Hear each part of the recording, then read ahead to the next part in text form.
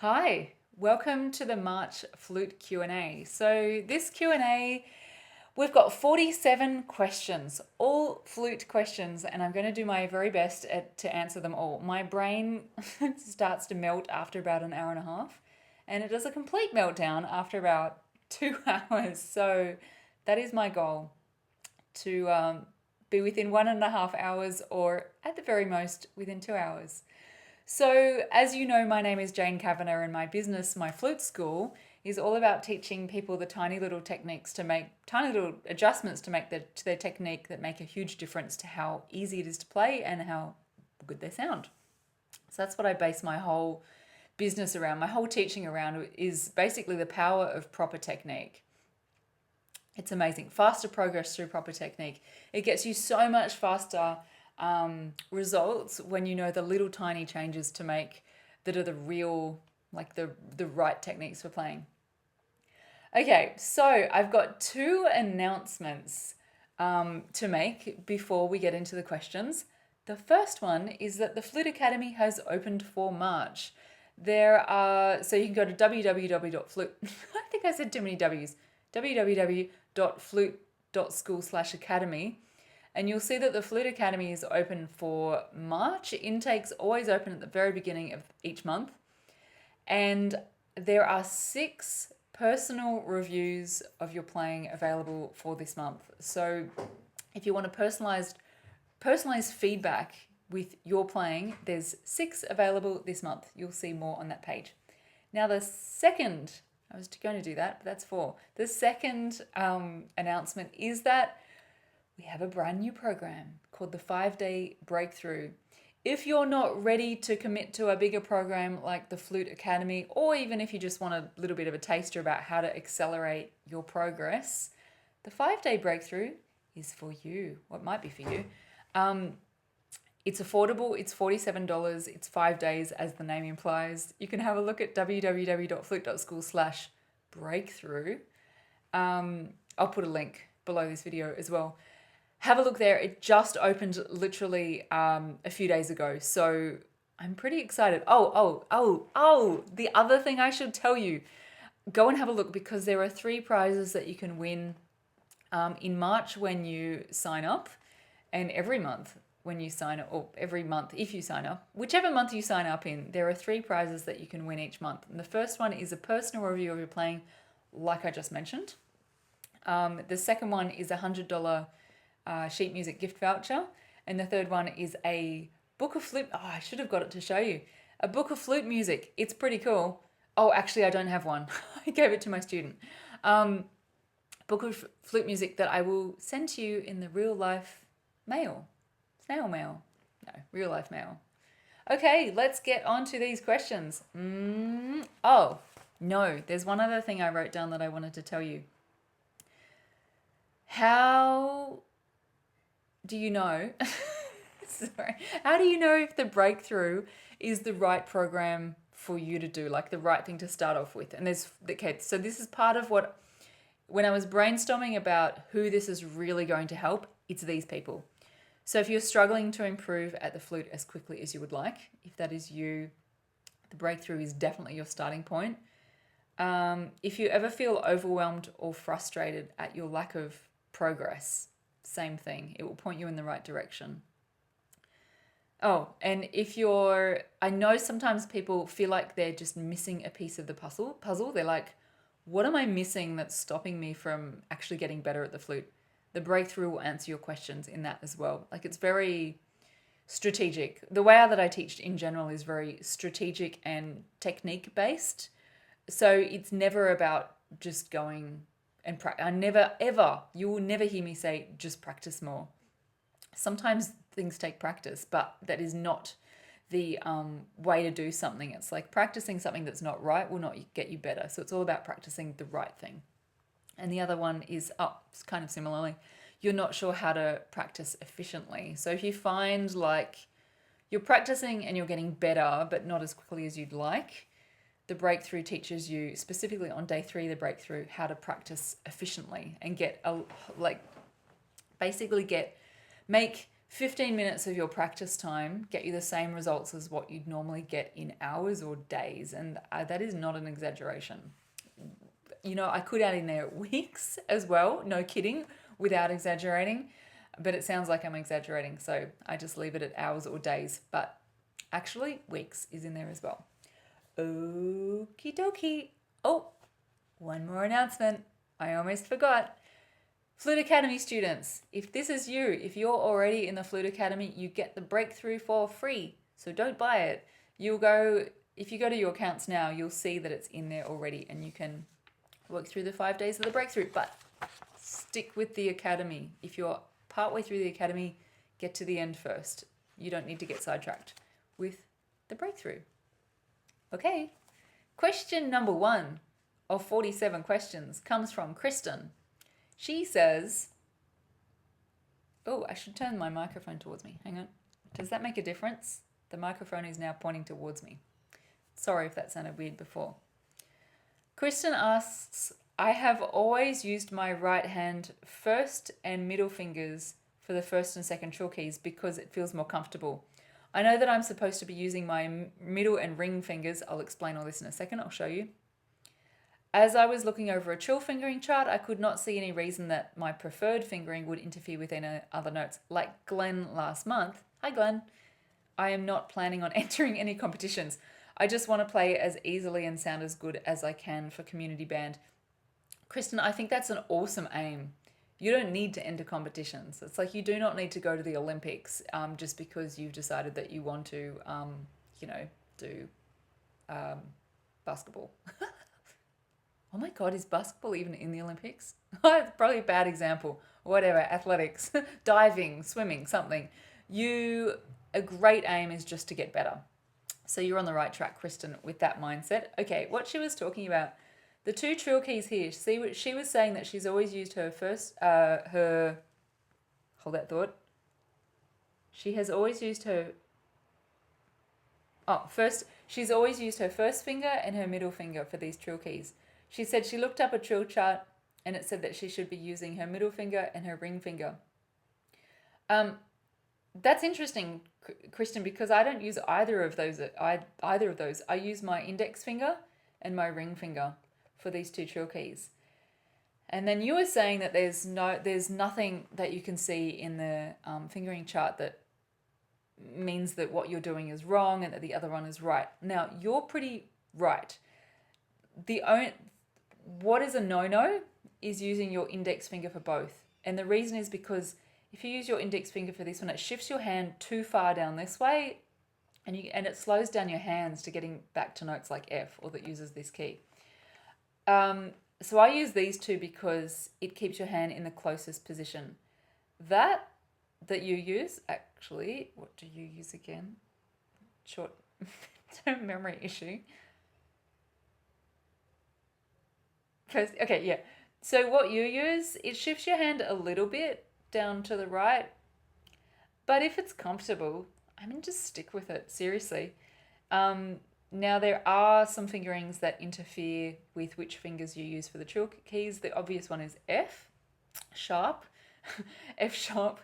You can't go from F sharp to high B using the trill finger that I use. So whenever I play B major arpeggio, which has F sharp and high B in it, I use that finger for the high B like you do.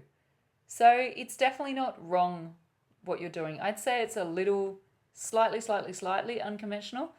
Let me demonstrate the B arpeggio, just basically so that I'm playing the flute in this Q&A so that you know that I actually know how to play the flute. Because I could be doing this and telling you stuff, not having ever played anything to you. So here we go. A gratuitous demonstration of the trill keys. You will see me go from high F sharp up the top to high B like this, the way you play it, Kristin, as opposed to the way that I normally play it, which is like this, but not in this arpeggio. See that? So there you go. There's a demonstration of where you shift your trill fingerings around. You're on the right track, Kristin, is the short answer. Oh, by the way, Kristin and anyone else, I'm actually thinking about creating a guide, like a short course for trills, like the ultimate, hey, that is a good name. The Ultimate Trill Guide. I'm going to write that down because I actually like that name. The Ultimate Trill Guide. It'll be a short course, basically teaching you the right trill fingerings to use for every note, not just the trill keys, but every note on the flute. The right trill fingerings, and the reason why, like they're basically that it's easy to move quickly is number one, and that it's as in tune as possible is number two. And the main way I'll teach you this is why those two things are the case, and also an easy way to remember each trill. So there you go. If you're interested in brand new, made up on the spot name, the Ultimate Trill Guide, I have to. I thought I made it. Oh my gosh, sorry. Oh no, I was right. I was on the right page. Seriously, I thought I was going crazy for a minute. Okay, the Ultimate Trill Guide, circled so that I can make a note of it on my computer and call it that. If you're keen on the Ultimate Trill Guide short course, email me. Let me know. Actually, let Rachel, my assistant, know, and she'll keep a note of that there are people interested, and that will encourage me to actually make it. So support@flute.school is how to contact Rachel, and she'll pass it on to me. Question number 2 comes from Mary. When I first begin playing tone exercises and my flute is cold, I am slightly sharp. I pull out the head slightly on the 3rd octave D to get that note in pitch. Then as I continue warming up on tone exercises, the low E, F and D are flat. Do you have any advice? I'm playing on a Brannon. Brannon is a brand of flute, by the way. Now, that's really interesting, Mary, because what is the tendency for, no, it's not a tendency, it's actually like actual reality of flutes. When flutes are cold, they go flat. They are flat. When flutes are really hot, they go sharp. And what you're saying is the exact opposite. So that's really interesting. So I'm not sure why that's the case for you. Now, I'm just going to read my notes that I've written here because I've written some details that I want to tell you. Excuse me, why my brain just works for a second. This is what you have to sit through, because these Q&As are not edited, because it would take me like a week to edit such a long video. You get to see my brain working, which is often a little bit slow but accurate and well thought out. Anyway, I also can't multitask, so I'm not going to try talking. Just read, Jane. Read. No. You say, Mary, I pull out the head joint slightly on the 3rd octave D. So she's talking about this one. To get the note in pitch. Now that is so weird, because that D on the flute has a tendency, like it's physically built into the flute, to be flat, not sharp. So it sounds like your flute is doing like opposite stuff to what it should be. But I don't necessarily think it's your flute. I suspect that one of two things. Either it's a tendency with Brannons, but I don't think so to be out of tune like that, because two reasons. Brannon's a really good brand, and the second reason is that flutes in general have a tendency for that D to be flat, not just certain brands of flutes. Although there is very slight tuning differences between different brands of flutes. And if you're interested, the reason for that is because the positions of these holes, not the keys, the holes, are slightly different between different brands. And that is one of the ways that they can, I don't know if the right word is trademark or copyright, or, the intellectual property of their brand of flute. That affects the tuning. So different brands of flutes have slightly different tuning. But I don't know of any brands that would have a D, that 3rd octave D, sharp, not flat. Okay, the other thing that you could be doing,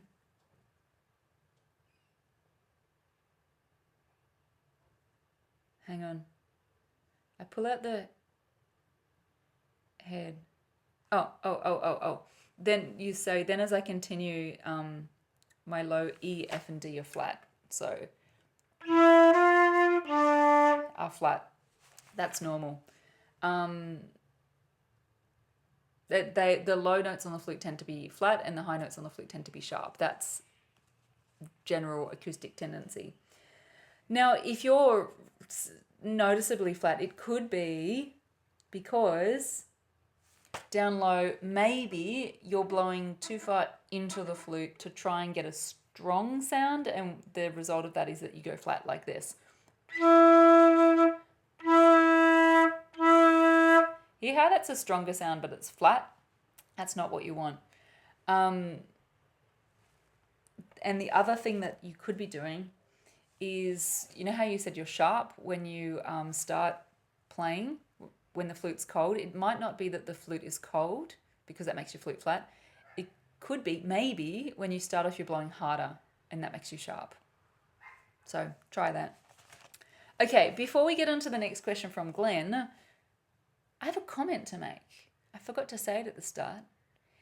It's Chinese New Year, so I have done a bit of a colour coordination. We have some red, we have gold, and we have gold. So if you speak Mandarin, Xin Yan Kuai Le, and if you speak Cantonese, Gung Hei Fat Choi, and that's my multilingual Happy New Year wishes. So there you go, Happy New Chinese Year, everyone. So Glen says, I have a Yamaha 674, which I'm not familiar with, but I am very familiar with Yamahas, with a split E mechanism. I have no problem playing the third octave E or F, which is this one, but F sharp is sometimes unreliable and unstable with the conventional fingering. If I play third octave F sharp with the middle finger, it is easier and even a bit more in tune. So what Glen is saying, that instead of playing F sharp like this, he plays it like this. Can you hear that is slightly flatter? So that's what he means by slightly more in tune. In context, that might be more in tune for what he's playing. He says, should I use the middle finger instead, or is there a reason to keep working on the traditional high F sharp fingering? Yes and yes. How's that for an answer? Okay, so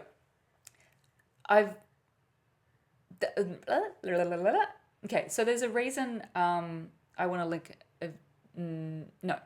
never mind that. I was going to say link a video, but it's not relevant.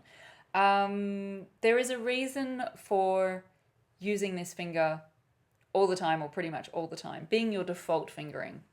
And it's because of consistency. When your brain learns the same fingering for the same note, so the one fingering for the one note, your brain doesn't have to make a decision.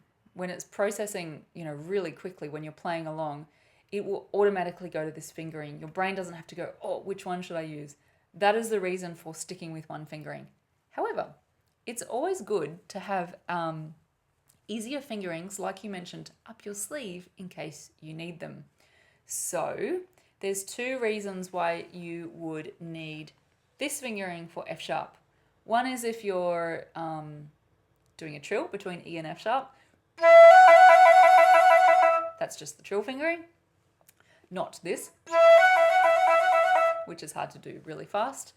And the other reason, which is more in the context of what you're thinking of, is of when you would need this fingering, is if you keep this fingering in your back pocket for when you really need it. Let's say that you're playing in a performance and you have to play that note and it's really exposed and it's really soft and you're nervous and you just need the extra boost to make it come out. Use that fingering because it means it will work. When you're under pressure or for whatever reason, when it really has to work, you can use that. But don't use it as for example, don't practice that into your practice. There's a question coming up about this later, Glen, so stick with this Q&A because I'm going to go into more detail about alternate fingerings like this. There's another question. I can't remember who it's by, but you'll see when we get there. So there is one more little reason when you would use this fingering, and is that it's when you have a particularly hard passage that you just can't get your fingers around this fast enough. For example, Boccherini. Let me show you. I'll put a link to this below. and it goes like this. Everyone's going to know this. It's from the string quartet, and it goes like this.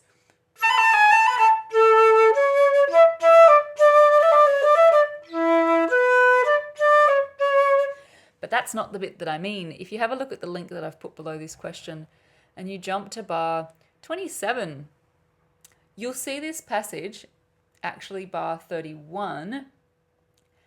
There's a fast passage with an F sharp in it, actually too. And I would use this cheat or trick fingering or trill fingering for that passage. So if I play from 27 or the double bar line, you'll see what I mean.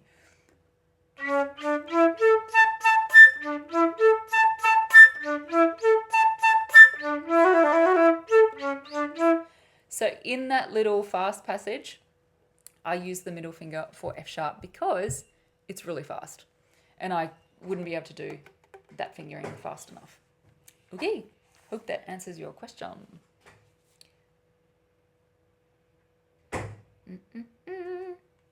Okay, the next question comes from Jim. For trained professional flutists, I assume that seamless movement through the registers doesn't require forethought about the embouchure adjustment needed to hit the desired note cleanly. It happens automatically. Yes, 95% of the time, yes, it's automatic.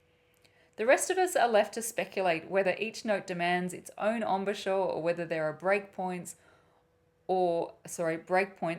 up or down the scales that require an embouchure shift. There's one, sort of two. For example, when moving from low C to low G, is an embouchure adjustment needed? Not really. How about when moving from C to high E? Definitely an embouchure adjustment is needed. Or when playing harmonics on a single note, is each higher or lower harmonic the point at which an embouchure adjustment is needed? No. I apologize if this inquiry is too poorly expressed to merit a response. Also, thank you for your patient guidance. Jim, you're welcome. And Jim, that question is so beautifully worded, so beautifully articulated.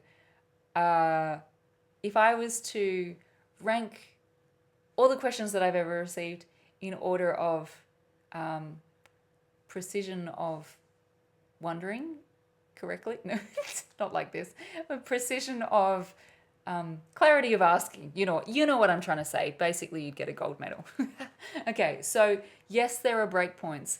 There's really one breakpoint, but besides that, the whole move up, like say chromatically up, is gradual. A gradual adjustment the whole way up, with one breakpoint and really one or two sort of breakpoints, but I'll show you what I mean. So the breakpoint is this E.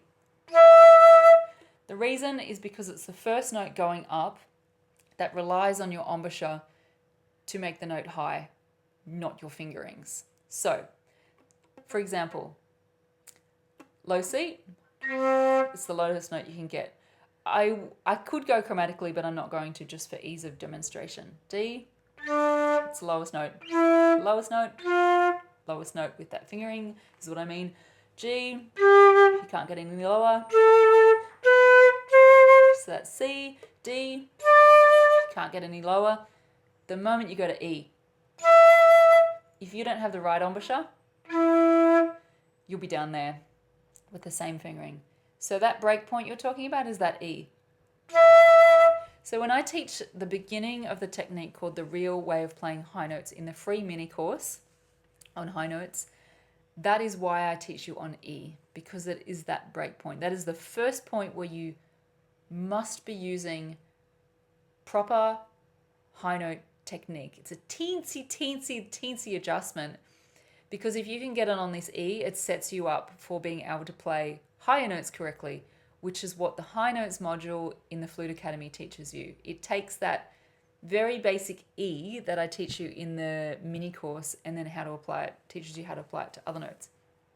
So going up higher, it's completely gradual. From that E up, it's gradual all the way up, the gradual adjustment But there are a couple of points. They're not break points exactly. It's more like if this technique is not happening, this high note technique that I teach you in the free mini course and in the Flute Academy in more detail, if it's not happening, there are points where you will realize. So for example, high E, if your flute does not have a split E mechanism, you'll notice on this high E instantly that if you're not using your proper high note technique, it will come out like that instead of... If you do have a split E mechanism, and I'll tell you how to tell, on your flute, see that bar down there? That is part of the split E mechanism, and this rod, short little rod, is part of the split E mechanism. So if you do have that on your flute, the point where you'll notice that your high notes don't work if you're not using the proper high note technique is F sharp. Now, if I'm out of practice, that is where you will notice that you're out of practice. And that's actually a point, where, was it Glen? Yes, it was. Oh, I just realized something. Glen, I just realized I answered your question not quite the way you asked it. Sorry, I hope you are still watching. Anyway, so I'll explain that in a second. So back to Jim, F sharp is the point where you will notice if you're out of practice or you haven't mastered this high note technique. High F sharp is where you'll notice it. So that is it's not a break point, but it's a pay attention point to make sure that you're doing this right real way of playing high notes with your embouchure. So there you go. I think that probably answered your question. You're most welcome for my patient guidance. I'm glad you think so. I just like teaching, and I like good technique because it makes flute playing life so much easier for me and all my students. So I don't think I'm really patient. I think I'm just I like the specifics of what really works. Now back to Glen. I just realized your question is all about high F sharp,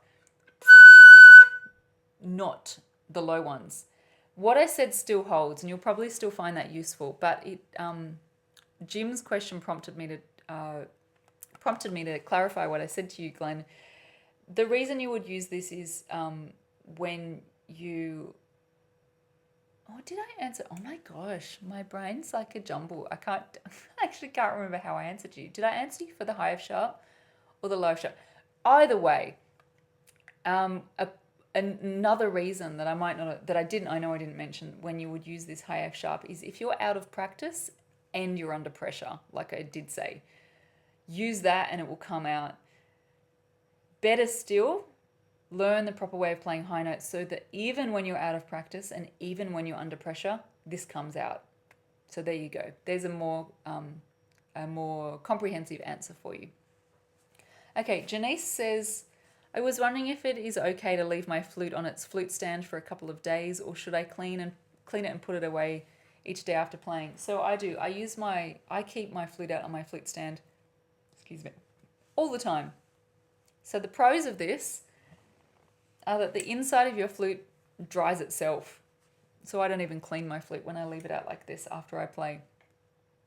Another pro is that it's really enticing to pick up and practice if you would like some encouragement to practice more. The cons of doing this is that it tarnishes when it's out in the air. It tarnishes in your flute case as well, but if you have a silver protector strip or an anti-tarnish strip, which I will show you, when your flute is in your flute case, it won't tarnish, or not as much anyway. That's what this is. Oh, I have two in there. I did not realize that. That's a mistake. When you join the Flute Academy, here's like a secret. Don't tell anyone. When you join the Flute Academy, I send you a welcome pack in the mail, and in that welcome pack, I send you one of these. They're supposed to last 6 months, but I don't change mine more than once a year. But also, my flute tarnishes, so it's probably because I leave it out on the stand quite a lot. It's shiny at the moment because it just came back from a service a few weeks ago. So the tarnish doesn't matter. It doesn't damage your flute. So There you go, Janiece. That's a rather comprehensive answer, I think. Moving right along, Anita. My question is about the little plugs on the five keys. Oh yeah. I had a teacher here in Melbourne for a few months pre-COVID. At the last lesson I had with him, he said I should remove the plugs, but then I couldn't see him for the rest of the year. I practiced a lot during our lockdowns, but despite good improvement in my playing, I became demotivated by my tone. Nothing sounded good. My solution was to try your Flute Academy. So glad you did. I'm at day 32, working my way through and trying to hold on to the tone improvements I've gotten from it. My question is, should I remove the plugs? I don't really want to do anything that will make it harder to get a good sound. I don't really want to do any, that's my reading, not your writing. I don't really want to do anything that will make it harder to get a good sound and like what I'm playing. It's really hard to stick with it all by yourself in the back bedroom, so I don't want to make it harder for myself. Oh my God, Anita, I so understand. Okay, so I've got a flute student at the moment, a teenager that I teach in real life. She got a new flute a few months ago, and we're going through the process of taking out the plugs in her keys. Let me show you what these plugs are. If anyone has no idea what I'm talking about, flutes that have open holes have 5 holes like this. And when you get an open hole flute and you're not used to having your fingers in exactly the correct spot, if you don't cover these holes, it won't work. Like this. I'm going to crack open one of the holes. I'm just going to put my fingers inaccurately on the keys, and you'll see that it doesn't work.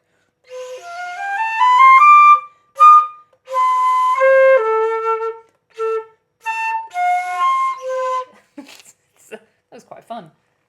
So the plugs that Anita is talking about are these. So you get 5 of these plugs. These ones are cork, but you can get plastic ones as well. And they stick in the flute like this. And they plug up the holes so that while you're still getting used to these holes, it doesn't matter if you cover them or not. Right, so I've got 2 tips for you, Anita. Firstly, I'll mention I did a video on this called Should I Take Out All the 5 Plugs at Once? I'll link to it below your question because you can have a look at that for more. So my 2 points are, kind of 3 points. 3 points, we'll go with 3 points. I fully understand, and this is what I said to my teenage student when we started taking these plugs out. We did one hand at a time. Don't do one finger at a time because it's too much like weird one finger at a time hand adjustment, which doesn't work. You can do one hand at a time, taking the plugs out, because you can adjust your whole hand position if needed and get all your fingers on the holes of that hand at once. So with my student, we're doing one hand at a time. And what I said to her and what I want to say to you is, if you're practicing, my student only has a week between lessons. You have a year or almost a year with no lessons. If it is so frustrating, just put them back in. It's as simple as that. If it's so frustrating that you can't get your hands in the right position, just put the plugs back in. Wait till you've got another lesson. It's not anywhere near the end of the world. Just deal with it when you can see your teacher more regularly and he can guide you week by week or, month by month or whatever you're doing, so that it's less frustrating. So that's point number 1. I totally get it, and you don't need to be frustrated. Just put the plugs back in. Deal with it when you see him. The second thing that I was going to say is, what was it? This is why I make notes, but I didn't make a note about this.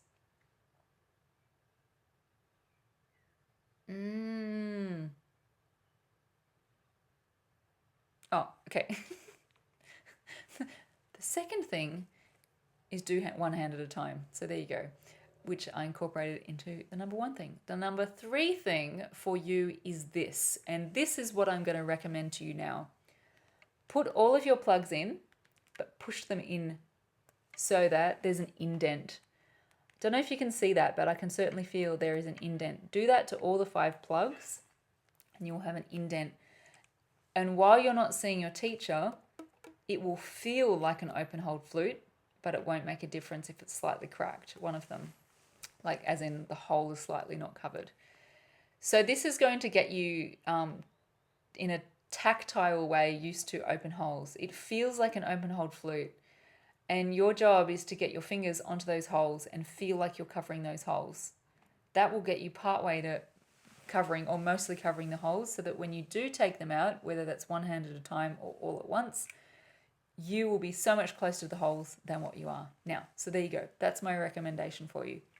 Put all the plugs in, but push them partway through so that you can feel the holes under your fingers. Okay. Anne has a really cool question about fast fingers. I needed something light and happy, so I took to Papagenos Aria from the Magic Flute.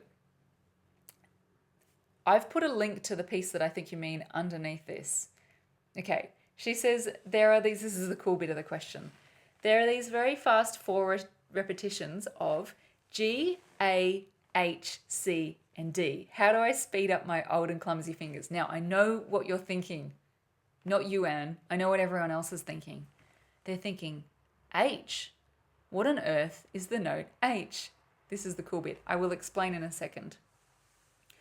Anne says, I also want to tell you how much your weekly YouTube bits and the Flute Academy and your expertise and inspiration mean to me these difficult times in this global crisis. Thank you, Anne from Finland. You are so welcome, Anne. That is so nice of you to say. So thank you. Now, Anne from Finland gives you a clue about why she said H. I thought it was just in Germany, that they call the note B H. But obviously it's that part of Europe, not just Germany, because Anne's from Finland. So now the piece that she's talking about is this. So I've linked below. She says G, A, H, C, and D. We know it as G, A, B, C, D, like this. Oop, that wasn't very even. So the piece that she's talking about, I'm pretty sure, is this. The start goes.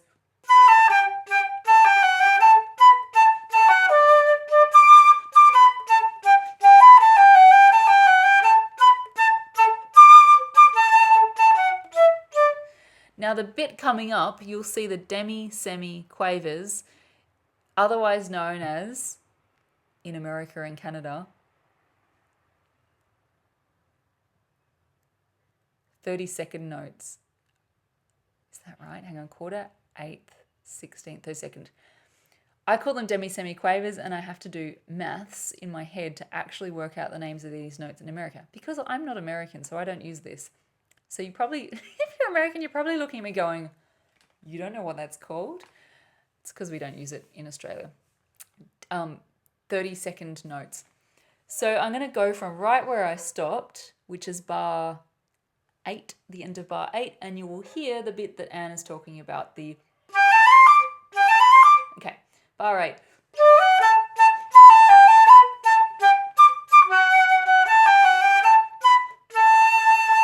Here it is. Oh, that was terrible.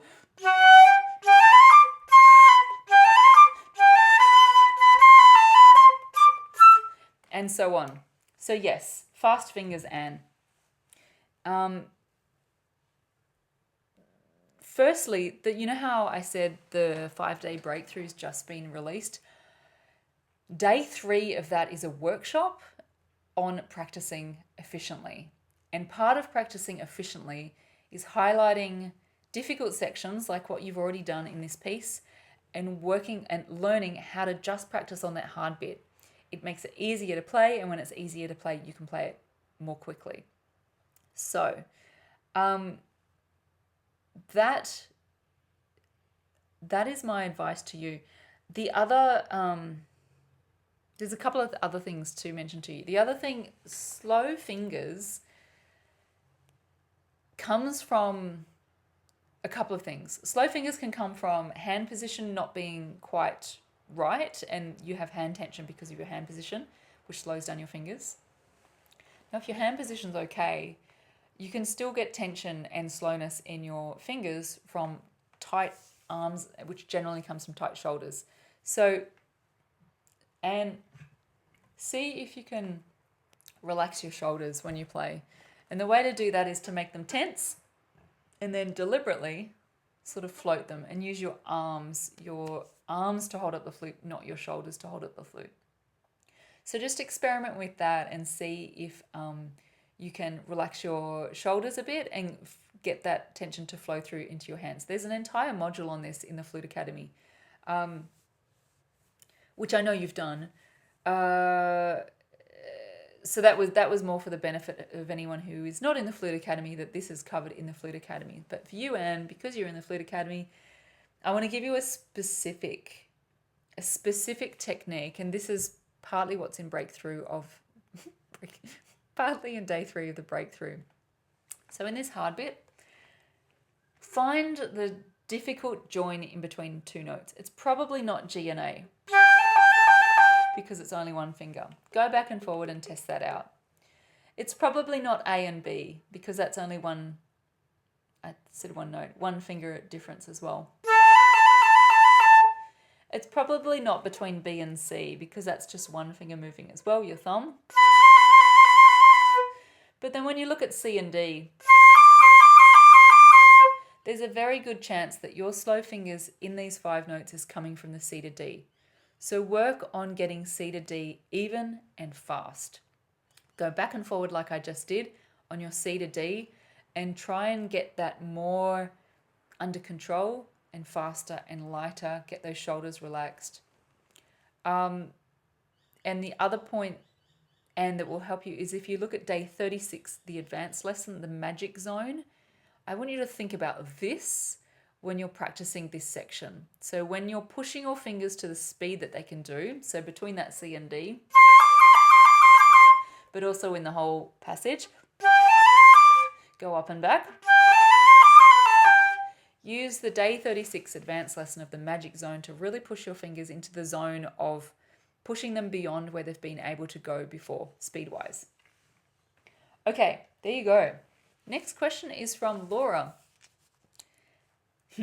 I love this question. Can you please explain why sometimes there are buzzing sounds when I play my flute next to another flute player? Yes, I can explain this, Laura. You are not going mad and you are not imagining these sounds. They are really there.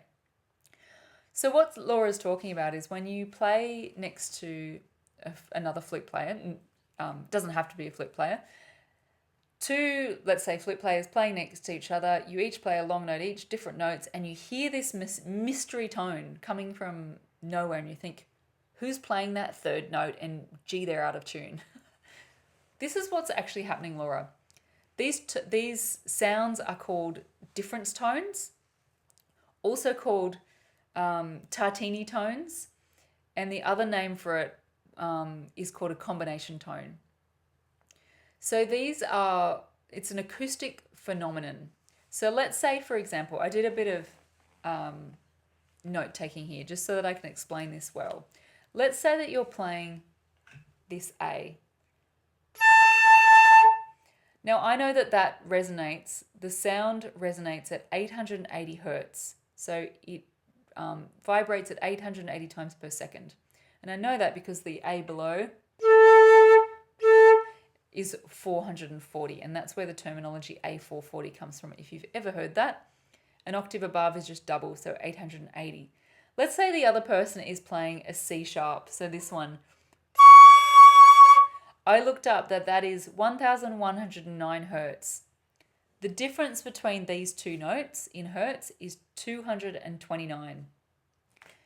The sound that you hear is the note that has a resonance of 229 hertz, which is like an out of tune A below this A. The flute doesn't play down that low. So the sound that you're hearing is an out of tune A below what the flute can play. Now, this more or might sound like very mysterious concept, and it is, which is why it's so cool. Actually, it's not a mystery, it's acoustics. So, I went to get a link for you, Laura, of tartini tones or difference tones. And the first hit that came up on Google, coincidentally, is from UNSW, which is University of New South Wales, which is one of the leading universities in Sydney. And the reason this is a coincidence is not because it's in Sydney. It's because I used to work there. I used to work in the acoustics lab who do research on this kind of stuff. For 10 years, I was a research assistant, like a musical acoustics research assistant, part-time. And I really didn't have any idea how much of a world leader this acoustics lab that I worked in are on musical acoustics, musical instrument acoustics. Not room acoustics. So not like concert room acoustics, but musical instrument acoustics. So the first link that came up was them, and it's the best link I could find for you. So I have put a link below for you to read up about tartini tones. Sounds like a delicious dessert, actually, but it's not. Damn it. Can you tell I'm hungry? Okay, the next question is from Diane. Why do I get a little whoosh sound at the start of low C sharp, low C, and low B? So she has a B foot on her flute and she can go down to B. The rest of the notes sound okay. So,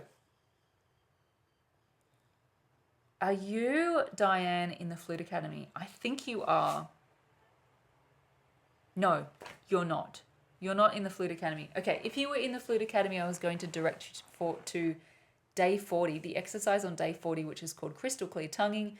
And it is an exercise that addresses exactly this. I'm going to give you a sort of push in the right direction so that you can, not a push, like a, what am I trying to say? I'm going to give you the start of this exercise that you can start doing this by yourself because it's really helpful. So if you get a whoosh at the beginning of those low notes, so for example, I'm going to try and mimic your whoosh. Like that. That's what I think you're talking about, although it's probably more exaggerated than what you get. The whoosh is coming from your mouth being open too much at the start of the note. So, if you go and look in a mirror, you'll see, if you're getting that sound, you will see that your mouth closes, and when it closes enough, it gets a good sound. So your job is to start the sound with a closed mouth, not totally closed, a more closed mouth. Start the note with this small hole, like what you have when you play the good note, the sound with the good quality sound, the note with the good quality sound. So,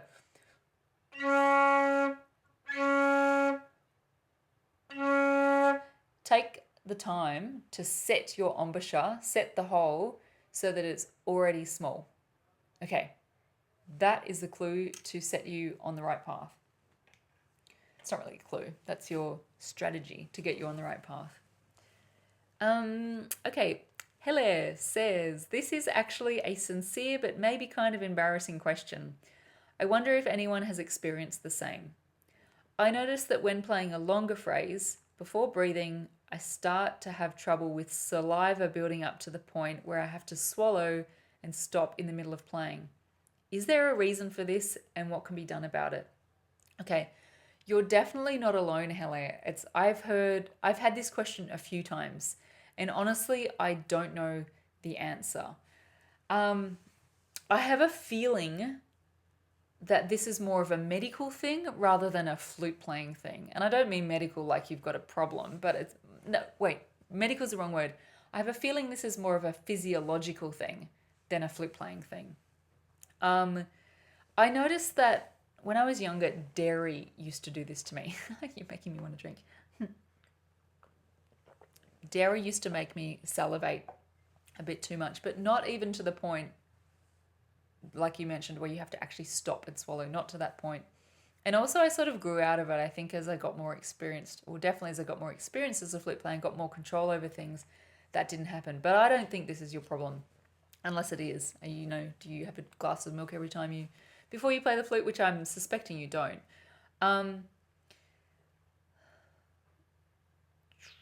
So I don't think this is your issue. I think it's a physiological thing, and I don't know why. But just rest assured that you're not alone. I've had this question before, and I wish I could answer it, and I can't. So sorry. The next question comes from Jorge, I think. Jorge? Jorge? Jorge? So hopefully one of those pronunciations was right. Hi, Jane. If possible, how can we mute our flute, making it sound much quieter, yet playing with all the possible dynamics? So from soft to loud. Now, it's so funny that you say this. Actually, this is funny what came out of answering this question as I was doing a bit of research on your question. You brought back a memory of when I was learning the flute in Paris. I was late 20s. And I would stay in a small Paris apartment. It was my friend's apartment and they were out at work, and I would practice for hours. As you know, Paris apartments, small, all on top of each other. Everyone can hear the sound. And I wanted to figure out how to mute my flute.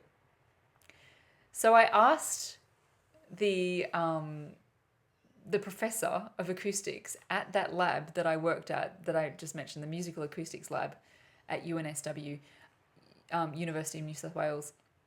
So I asked him, and he gave me this advice. I think it was him anyway. It was someone in the lab about putting blue tack. So blue tack is like this like grey putty stuff that in Australia, I don't know if it's an Australian term, blue tack, Australian brand. Use it for sticking like pieces of paper to the wall. Putting it just there. And I remember it didn't really work.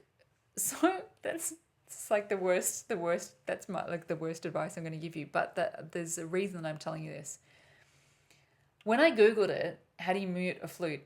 A link came up to, actually it was a forum. It was in a worldwide forum. I can't remember which one, but it said, go and check out the UNSW Acoustics Lab Q&A on how to mute a flute, or one of the questions was how to mute a flute. So funny, because this is the same lab that I used to work in that I just mentioned in one of the questions before.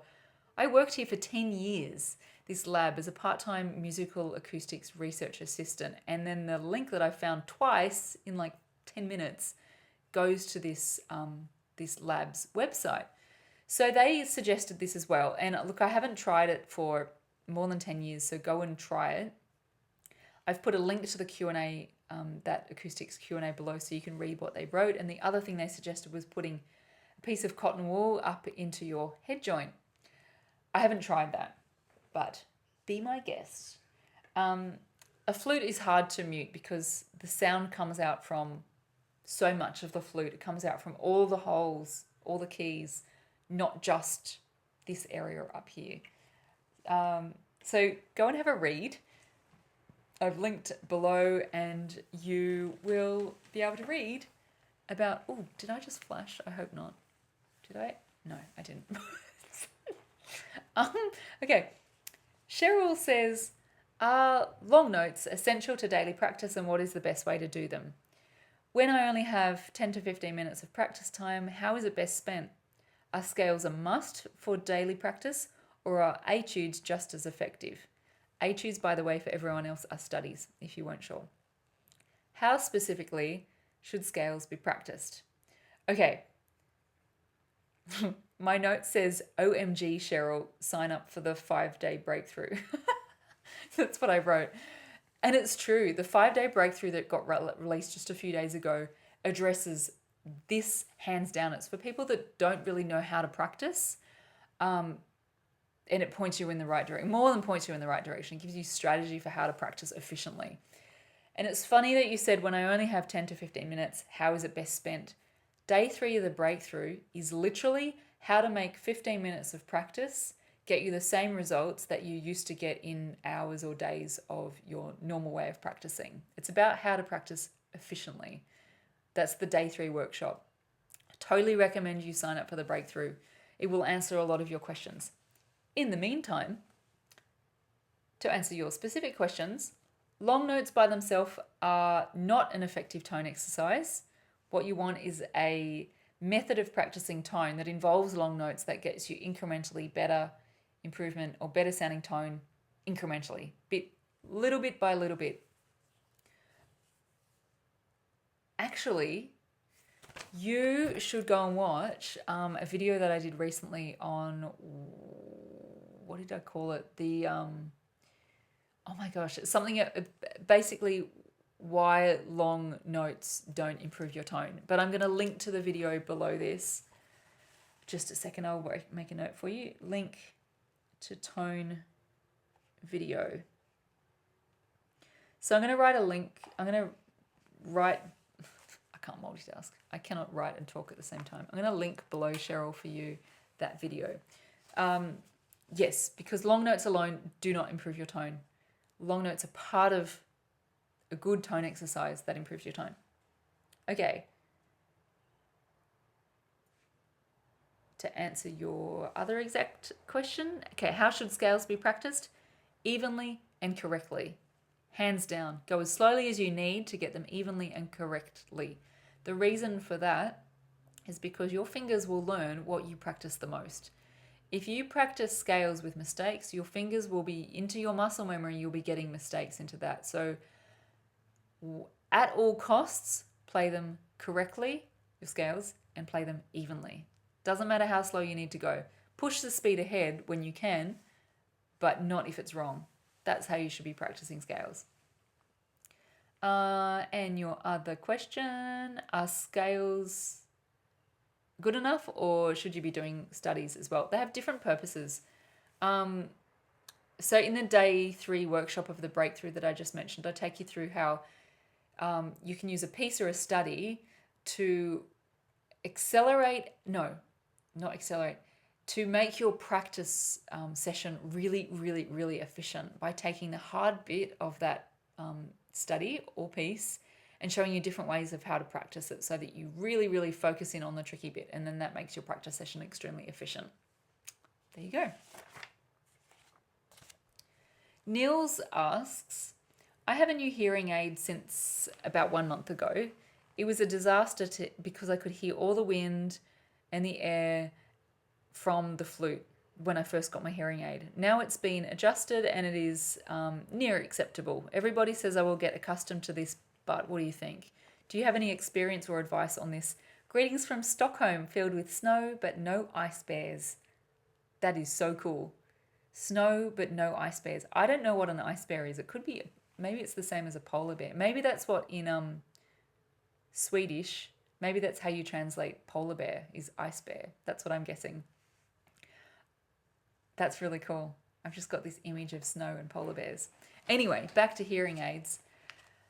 Niels, I have zero experience with hearing aids, but I have heard, that's not a pun, I have heard that when you get your hearing aid adjusted, get it adjusted while you're playing the flute. So take your flute into the clinic where you go and ask if you can play and have them adjust your hearing aid so that your flute playing is comfortable to listen to. You might have done that already, but if not, go down that path. I've heard multiple times that this is really good for people with hearing aids who play instruments. Okay. Carrie asks, you spoke about turning the flute head joint in. Why? My instructor said that I should not do that because it will give me a false sense of the quality of my tone. Would you repeat the advantages of turning the head joint in as I do? Oh my gosh, I'm going to read your question again. Sorry. I've just got to do something to make it easier for me to read. Okay. Let me try that again. Take 2. You spoke about turning the flute head joint in. Why? My instructor says that I should not do that because it gives me a false sense of the quality of my tone. Would you repeat the advantages of turning the head joint in as I do, in spite of my instructor's warning? Yes, I can definitely do that, Carrie. I'm just going to look over my notes because I made a lot of notes for you. Okay, firstly, to explain why your instructor says don't turn the head joint in. I think you said it's a he. My instructor says, no, you didn't say it's a he. I don't know why I thought that. So your teacher said don't turn your flute in. He, she could very well be saying the right thing to you, because if you turn it in too far, like this, or that turned in, you can sound flat and your sound is squashed like this. Okay, this is normal. and this is turned in. You can hear that is flat, and you can hear that it's a squash sound. Very bad, very yuck. So if that is happening to your playing and your instructor has told you to turn out, that's why, and it's great advice. Okay, but there's more for you, Carrie.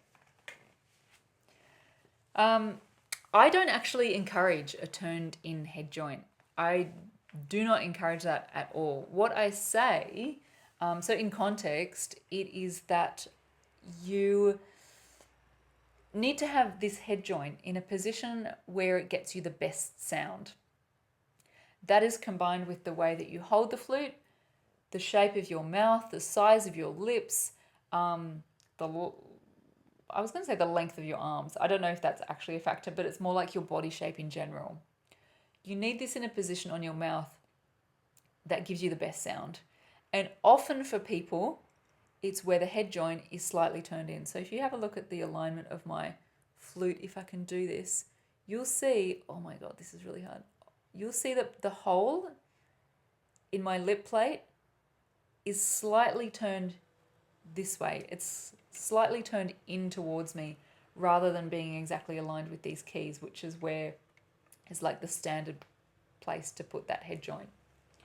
I have it turned in because I have the experience that I can tell where it's in the right spot. I can tell from the sound and the intonation that it's in the right spot for me, and it's also comfortable.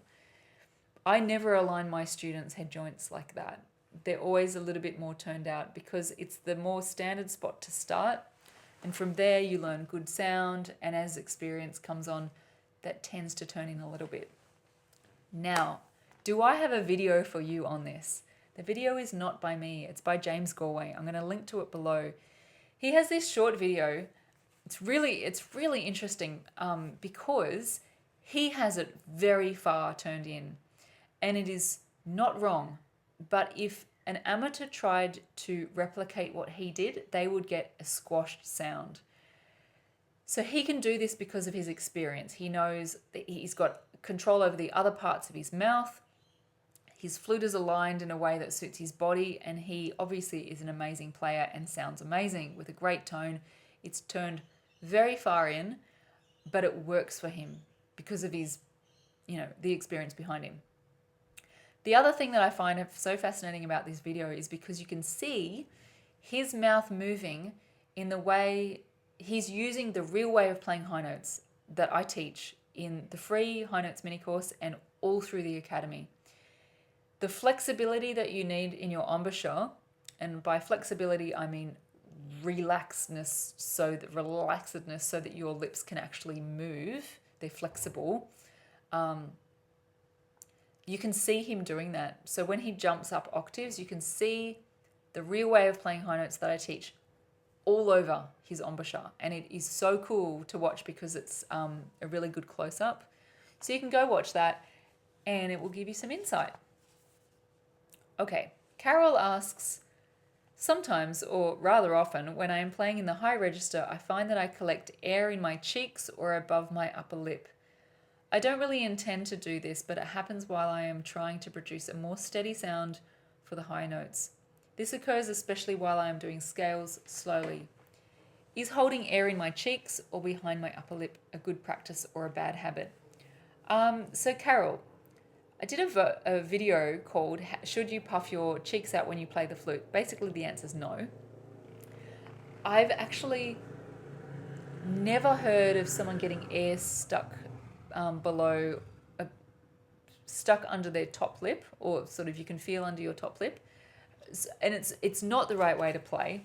It's not necessarily a bad habit. It just sounds like your lips, your mouth, maybe, I haven't seen you play, but maybe are too relaxed, too floppy. I wish that motorbike would go away.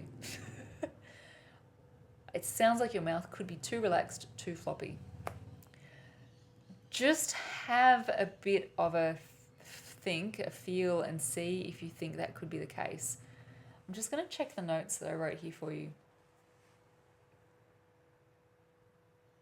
Okay, the way to know if it's too sort of floppy relaxed, is if your sound is fluffy, because if this part of your mouth is too relaxed, and this is all like too floppy, your lips are also going to be floppy and you're not going to be able to get a defined enough hole, which means your sound is going to be fluffy. So if you have a fluffy sound, what I said about a kind of a floppy embouchure could well be right. Let your sound be the guide. This is your way out of this issue. If you start practicing tone so that your hole is defined, it will mean that your sound is clearer and you can get it more and more refined. A more refined embouchure and a more refined sound. Hopefully that points you in the right track, in the right direction. Okay, Carol also asks, I struggle with holding my right hand correctly on the flute. These days I'm doing something wrong and my right thumb gets numb, which then leads to my right hand feeling numb. I know it's something to do with the nerves in my hand, but I'm not sure what I'm doing wrong with the positioning of my hand. Any suggestions? As always, thanks so much for your help. You're welcome, Carol. You're welcome for the help. I've written some notes for you, but I just had another thought as well, which is why I might have looked a bit vague then. Okay, so a couple of things. When beginners start the flute, they get taught to put their finger under here, basically under the F key, maybe between these two keys, and it takes some of the weight of the flute. As you get more experienced, you will learn that your thumb is not there to take the weight of the flute.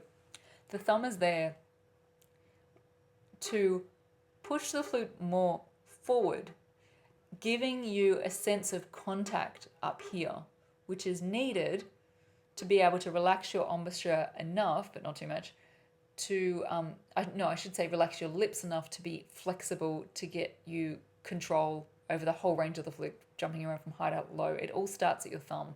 Crazy, I know, but that's cool. That's what I love about flute technique, is that it's all interconnected. So, I don't know what your right hand thumb is doing, but the real way, or the more experienced way, is to have it back a little bit, as you just saw me move then, so that it has some pressure going forward to get some contact here. Now, sorry Carol, my camera just stopped, but I am back. So there's a whole module in the Flute Academy about stability, talking about hand position and more detail about how I was saying about how the right hand thumb pushes forward to give you more contact here, which then improves the rest of your flute playing because it improves your embouchure. But there's something else that I wanted to tell you. There's something called a thumb port on the flute. So some people watching this might have heard of a flute thumb port, and you might even use one. I've never used one, but it's a little sticky attachment that you can stick here, and apparently it's really helpful for thumb discomfort or right hand pain when you play. So again, I've never used it, but go look it up. Just Google flute thumb port. I haven't put a link below this because it's a physical thing that you buy, and I don't know where you are in the world. So Google it and you'll find a shop that's near you, or a local online dealer, like in your country. Okay, the next question is from Nikki. She says, which etudes, which are studies, or workbooks would you recommend for ABRSM grade 5 and 6 to practice and improve on all the techniques needed for those grades? My exam pieces of music are getting frustrating. So that's a really good question, Nikki. So firstly, ABRSM is the Associated Board of the Royal Schools of Music, for anyone who doesn't know, which is the exam board for the UK, and indeed it's worldwide. They offer worldwide exams for flute and other instruments.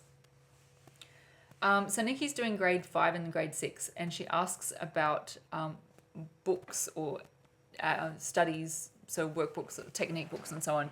So there's a whole bunch of standard helpful technique and study books for up around that level. But honestly, without either a real life human teacher or an online video, hang on, let me say that again. without a real life person to demonstrate or without a video to demonstrate. Books themselves, studies themselves don't really help that much, because the way I teach, at least, and I teach like this because it works, is that it's technique that gets you better, not playing a certain piece or doing a certain, like reading a certain exercise off a book. Some books, like the Trevor Y books, are really, really good, like really good. But again, without either a real life person or a video to demonstrate, they're limited. They're limited with how much they're going to help you. So it's people like you that are the reason that I created the Flute Academy.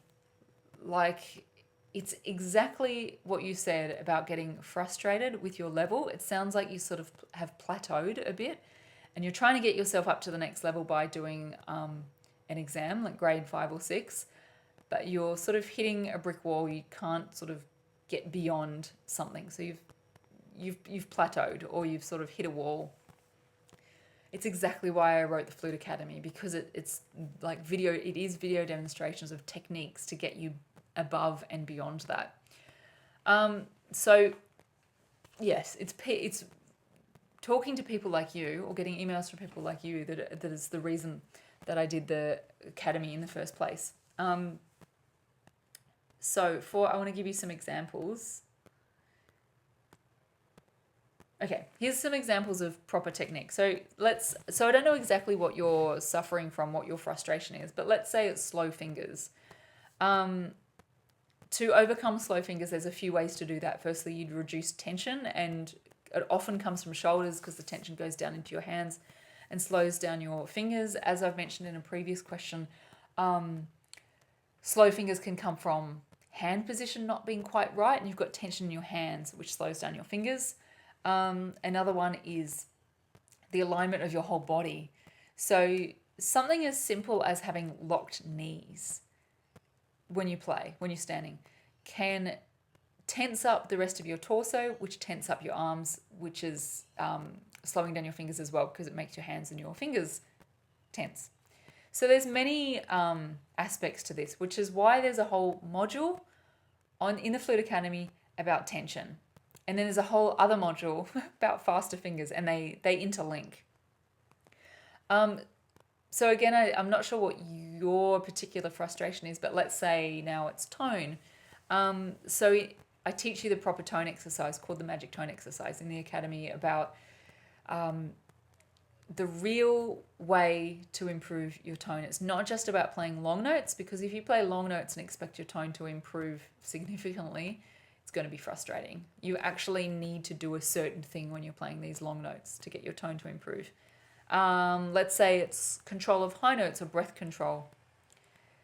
Embouchure improving your embouchure improves your breath control. It's not about improving your lungs. So that's an example of technique, how things are connected as well. Because you use your embouchure, your correct embouchure technique to control the airstream, which then it makes you breathe easier, breathe better, breathe more efficiently. So that's just some broad examples of how I think you don't need a technique book or a book of studies. I think you need to learn specific techniques that will get you over that hump of finding your grade 5, 6 pieces a bit frustrating. Okay. Oh, lucky I looked back. Martha, I almost missed your excellent question. She says, I'm still a novice and struggling with second octave C. I can usually nicely hit D and E flat, but C continuously gives me grief. Even standing up and even using a supportive diaphragm, though usually it is better standing and usually diaphragm left. I'm not sure what that means, but I think I can still answer your question. Hang on. So your question is, why the C? Why is the C hard if D and E flat are not hard? So I'm thinking, I don't know which octave you mean, but I'm thinking you mean here. That C is hard, but D and E flat, even though they're higher, are easier. If that is your question, I have a great answer for you. So C is hard because if you don't have the real way of playing high notes that I talk about a lot, so much so there's a free mini course on it. Go and do it if you haven't already. If you're not using starting to use the proper way of playing high notes, that C will be hard and will sort of go like that. D and E, on the other hand, you have your fingerings to help you get the notes out high. It's really great that we have these fingerings to make these notes easier. It's harder for it to drop down. That takes more effort to make that drop. Same with E flat. It's hard to make that drop down. It's really nice that we have these high note fingerings to help us get the high notes out precisely. But you still need your real way of playing high notes, your embouchure control, your little embouchure tweak to get your high notes out.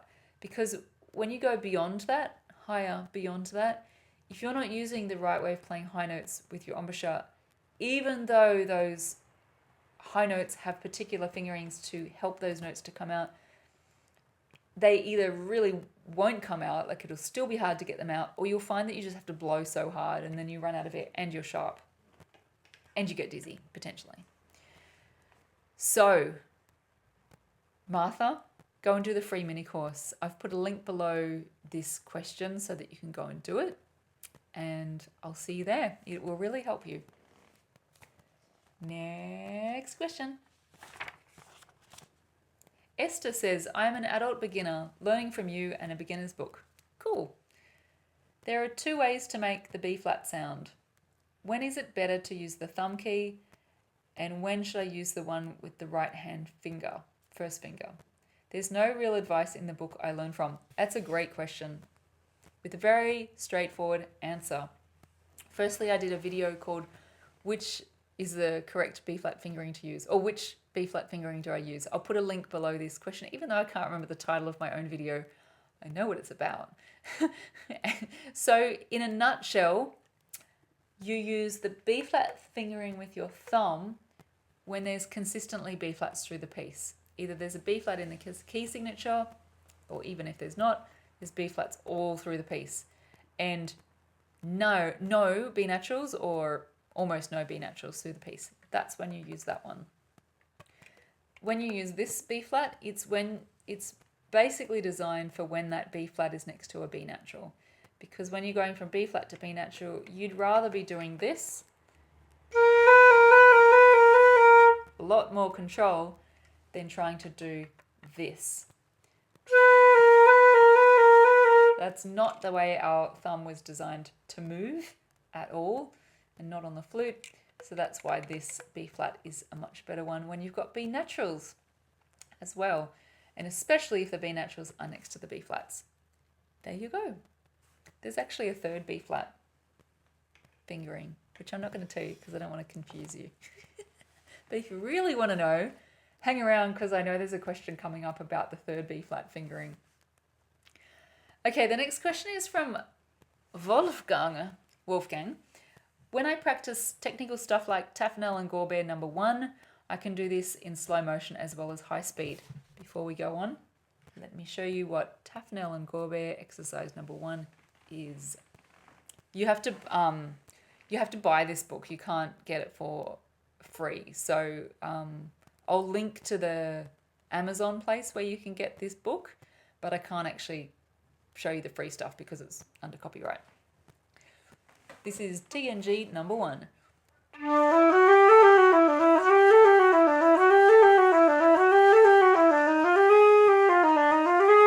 Oh, that's a bad demo. I haven't actually played that for a long time.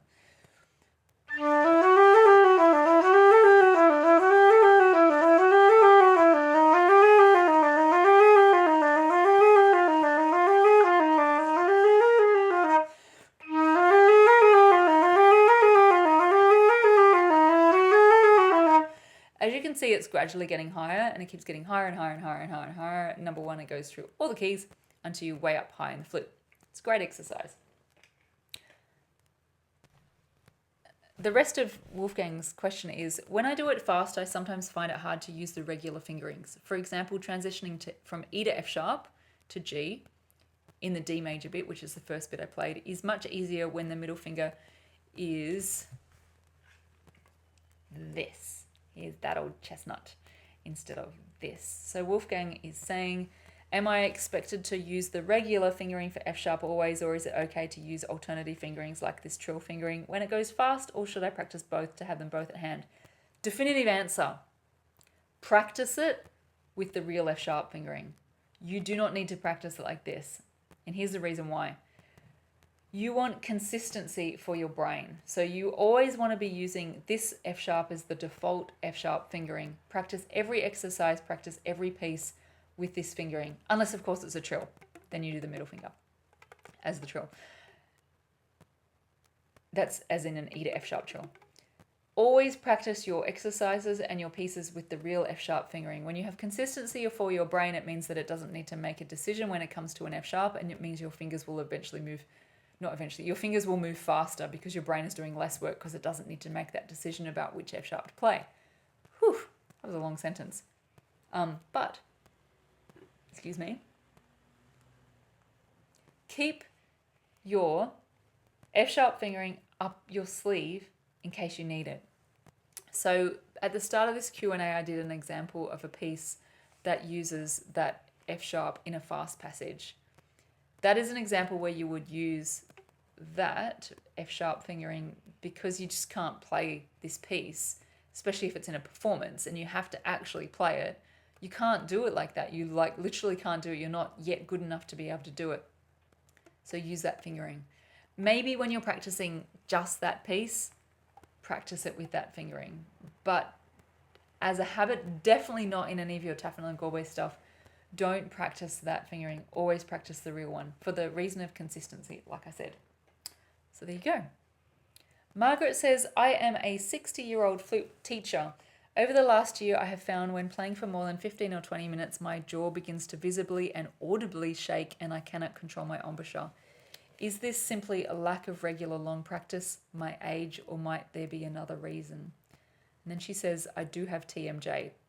So firstly, TMJ syndrome. TMJ stands for temporomandibular joint. So TMJ syndrome is where this joint here, the TMJ joint, is inflamed and sore and tight. I had TMJ syndrome about 10 years ago, and it really interfered with my flute playing. My jaw, Margaret, didn't shake, but it was so tight that the tension came into my lips and I couldn't play properly. And it affected my flute playing for about a year. It was very stressful and frustrating, which stress probably didn't help the TMJ syndrome either. I would suggest that you go and find a holistic dentist. Holistic dentists are the sorts of people that will take into account other things that you've got going on in your life and in your body when addressing something like TMJ syndrome. I suspect it's related to your TMJ, the shaking that you were saying. I don't know for sure, but I suspect, just because if you have TMJ syndrome and your jaw is shaking when you play, they're both jaw related, so it's very likely that it's related. See if you can find a holistic dentist and see what they have to say. Okay. Wendy says, is there a certain posture to maintain when playing when sitting? Yes, there is. In the Flute Academy, days 9 to 16 is all about posture. To get you started though, simply, it is this. Keep your shoulders aligned with your hips when you play. This is whether you're standing or sitting. Since you asked about sitting, this is not a good chair to play on when sitting because it has arms and it's forcing me to face forward. If I was playing in this chair, I would turn my whole chair to the right, but for now I'm going to turn my body because that's just as good, although just not as comfortable. When I play the flute to you, my flute is then facing you, but you will see that my shoulders are facing this way and my hips, as in my knees, are facing, and my feet are facing this way as well. So my whole body is facing to the right a little bit. Then when I put up my flute, my body stays like that and my head turns to you. That is how you play the flute, sitting down with good posture. There you go. Okay, next question comes from Sid. Great name, since I live in Sydney. What are the most effective exercises for strengthening the lifting of fingers off keys? I find my problem is the precision, quick lifting and not the closing of the keys. My problem fingers are left index, left pinky, left ring finger, and right pinky. Jennifer Clough recommends practicing trills. Another friend swears by chromatic scales. What's your take? I'm looking for exceptional benefit, not just doing some mindless routine and maybe one day, and hoping that maybe one day it will all work out. Oh my gosh, Sid, I so understand your question and I so understand your point of view. You never want to be doing mindless playing. It's like, what's the word? I was going to say flogging a dead horse. No, that's not quite right. It's like, oh my gosh, there's a great phrase for this. I just can't think of it. If you're practicing something mindlessly and you're doing it over and over and over and over again and hoping that you'll improve, it is the least strategic way to practice ever. So I totally agree with you, Sid. You want something that gives you exceptional benefit. I'm all about this. That's what my whole business, my whole flute teaching is based around. Giving you small adjustments, strategies, techniques that get you a big difference. So, trills and chromatic scales are great to practice unless you have tension in your hands.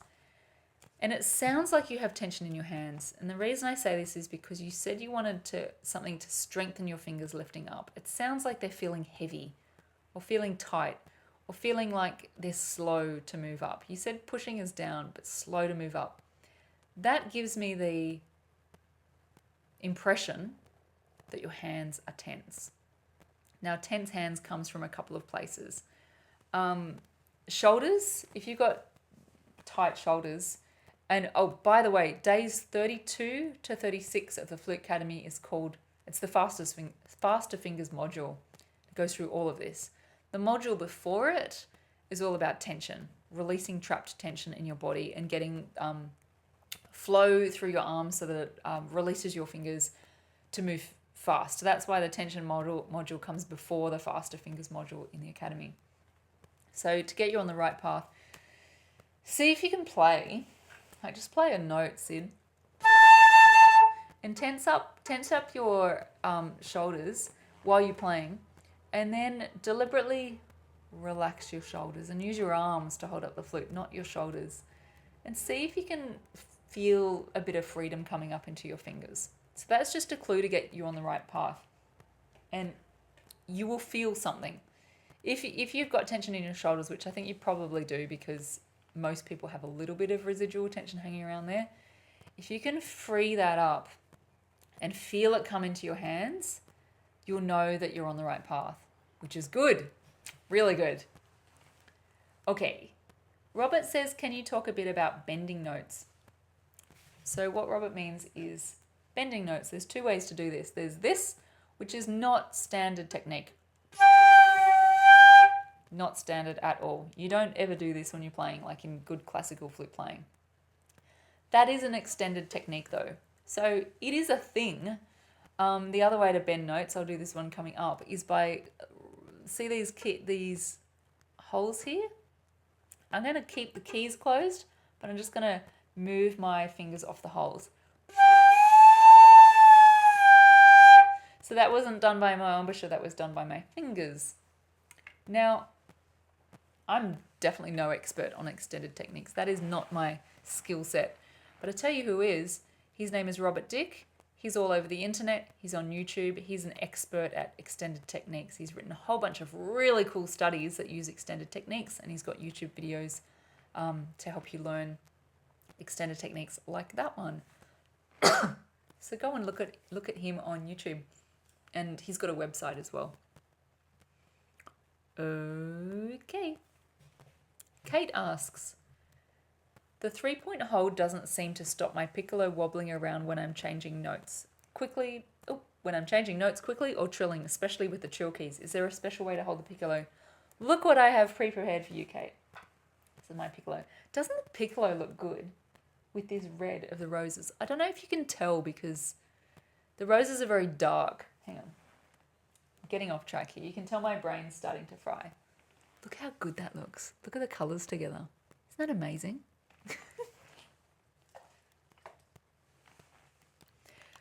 Piccolos are obviously much lighter than the flute. So that means that the 3-point hold that Kate's talking about, which is here. This is for flute, by the way. I'm just showing you on piccolo. Here, here, and thumb on right hand. So those 3 points. Yep. So 1, 2, and 3. It can be used on flute and piccolo.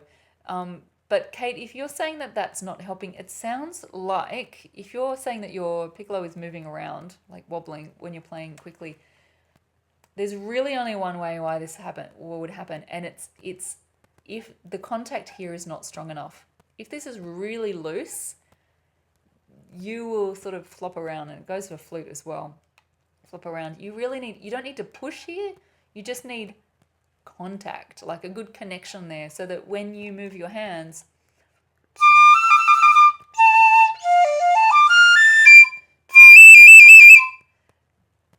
and your fingers, the piccolo is stable. So hopefully that gives you a bit of a clue about having stronger contact here so that the piccolo is stable. Okay. Sana says, how can I play my low notes really low and strongly and my high notes without... Oh my gosh, sorry. My brain's starting to switch off. How can I play my low notes really loud and strongly and my high notes really loud and strongly without going an octave higher? It sounds like, Sana, that you mean that you're cracking notes. So they're going, instead of going, they're going and cracking, going higher. There's 3 things to avoid to stop cracking high notes. Don't roll in.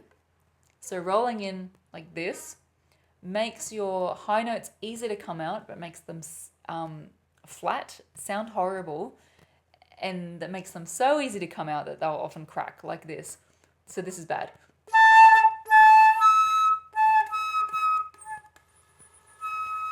So that's really easy to get that cracked higher note. So you don't want that. Another thing to avoid is don't blow too hard. If you blow too hard, it can force the note into the higher register, or higher octave, and don't squeeze. Squeezing will also force the note up. So, if your high notes are cracking and you're having trouble playing your low notes strongly and loudly, if they're also cracking, you definitely have tension going on, and probably you're blowing too hard. And maybe you're rolling in. So investigate that. Jennifer says, I have difficulty doing a nice slur from almost any lower octave note to low C sharp and low C. The sound of the low C sharp and C is okay, but I can't seem to coordinate all my fingers to get a smooth sounding slur. You hear a definite jump. I've tried the oily pinky trick and it doesn't seem to help. Am I missing something? Or does it just take a lot of slow motion practice to achieve this? So what she's talking about with the oily pinky trick is, that was bad timing when I just rubbed my nose then. This is not to do with the trick.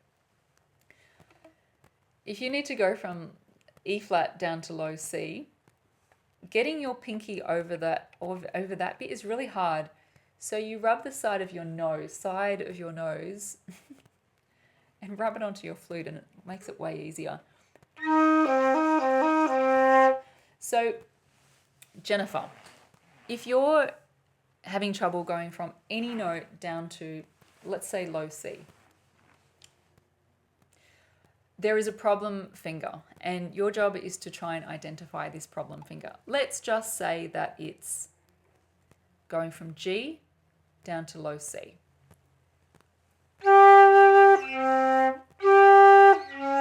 Oh. That was the worst demonstration. My brain's just switching off.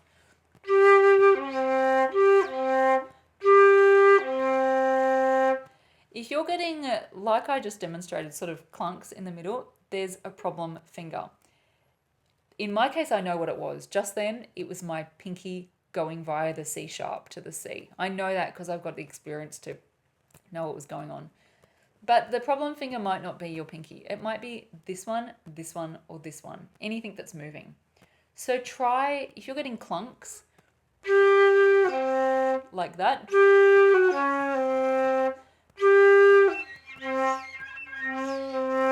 like that, that was because one of these fingers didn't cover one of these holes exactly at the right time. Another one of the demonstrations that I did is when one of these fingers goes down a little bit later or a bit earlier. So they all need to move together, and your job is to be a detective and see if you can work out which finger it is that's either not moving in time or not covering one of these holes if you have an open hole flute. So there you go. You can get into the detective work. Okay. How many questions do we have left? 1, 2, 3, 4, 5, 6, 7, 8, 9, 10, 11, 12. Oh my God. 13, 14. Whoa. Lots. So Dara asks, hi. Hi. Hi, I would like to know how to improve my stability in holding the flute and also how to relax my fingers. I think one of the biggest problems I face is stiff fingers, which kind of cause me to press the keys too hard and slow my playing down. Yes, you're spot on, Dara. The tension in your fingers, like I mentioned before, can come from your shoulders and from your hand position if it's not right. If you're struggling with stability, it's probably your hand position, but very possibly your shoulders are in there as well, but the stability comes from hand position. Funnily enough, Module 3 in Flute Academy is stability and Module 7 is faster fingers. So basically I've got you covered if you join me in the Academy.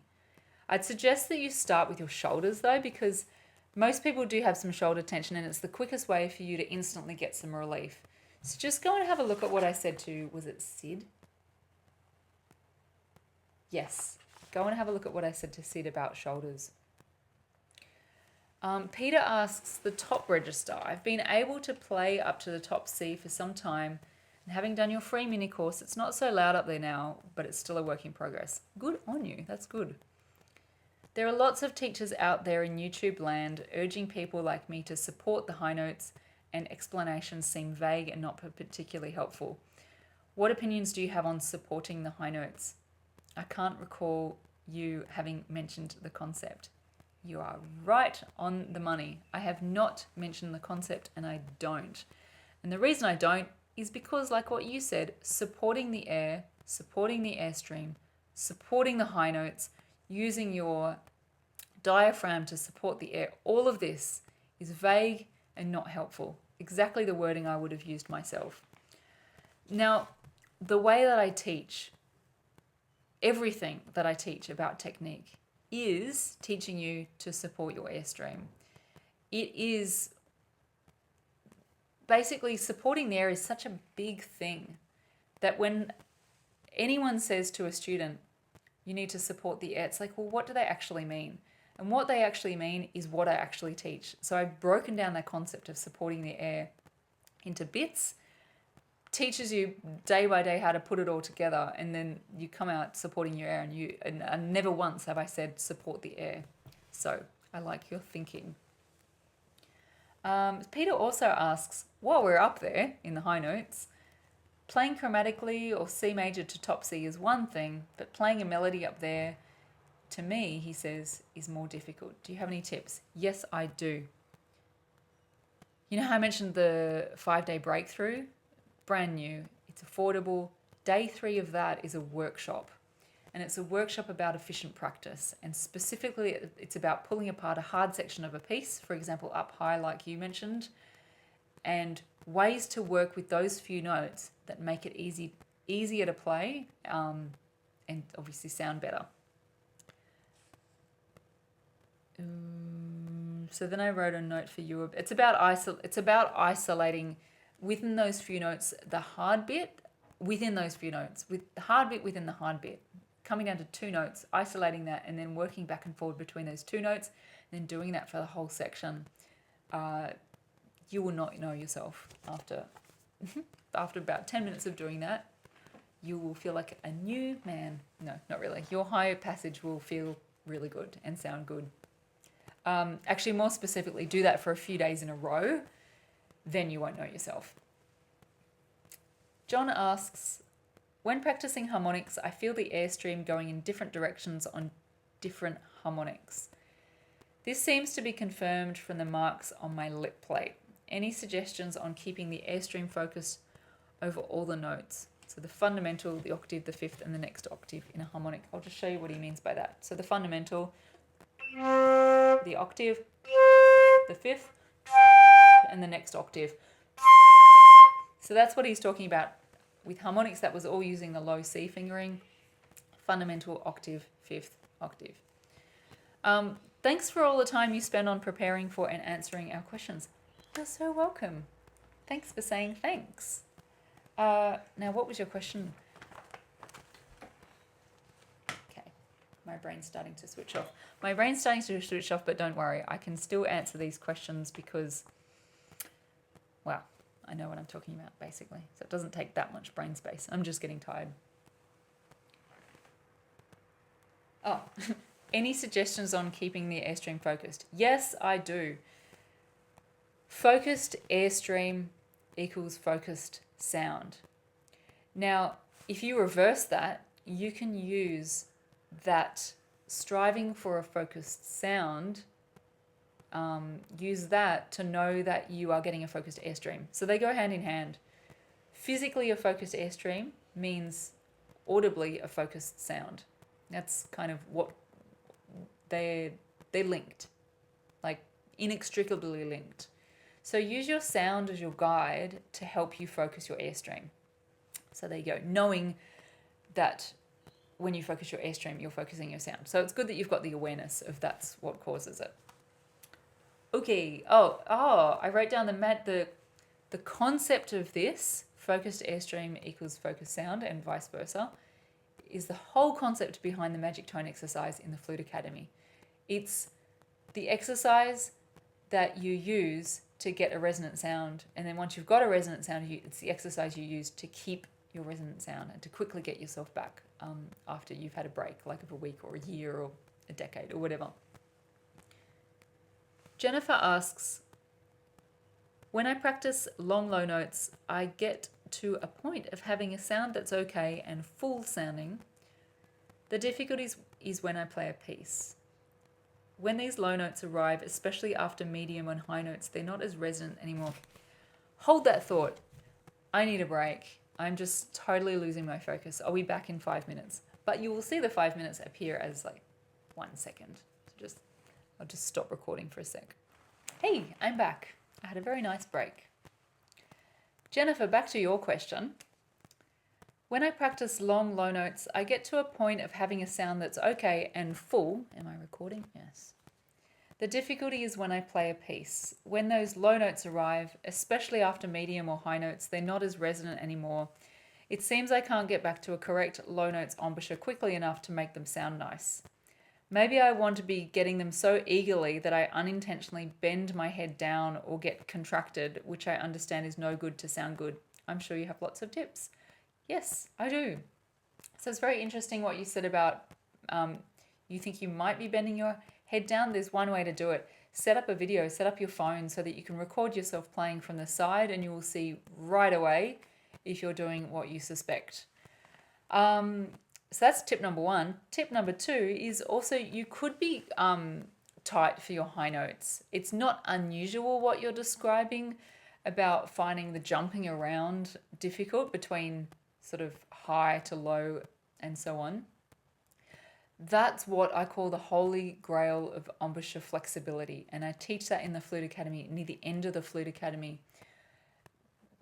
The whole reason I talk so much about embouchure is because eventually you want to get to a point where your lips are flexible enough, sort of supple enough to be able to do exactly what you're trying to do with ease, jumping between low and high. So that wasn't exactly the most tuneful thing, but it gives you a demonstration of how quickly you can go between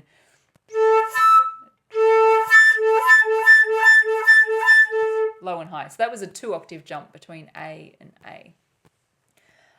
So in other words, when you go down low, try relaxing your embouchure, because you might be just tight up high, which is generally not great, but you might not even notice that it's a problem until you try and jump down low and the tightness stays with you.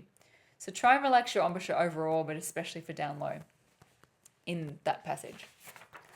Okay.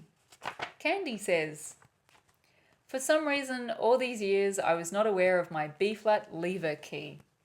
Just so you know what she's talking about, it's this key here, that one. She says, however, knowing where the B-flat lever key is has still not unlocked the mystery of how to use it in playing pieces and scales. Can you please show me all the 3 B-flat fingerings and why they are used? Let me link to the video called which B-flat fingering to use below this question, because that will have some information. And before in this Q&A, I answered a question from Esther about whether to use the thumb B-flat or this B-flat. So you can go check that out because that's relevant to your question. Specifically, I'm going to answer now about the B-flat lever. I love it. My most common B-flat is this one, the thumb one. The second most common is the lever. And the third most common is the one using this index finger. I use this lever in anything that is chromatic, basically. The reason for this is because it's a smaller movement, so you can make it more quickly.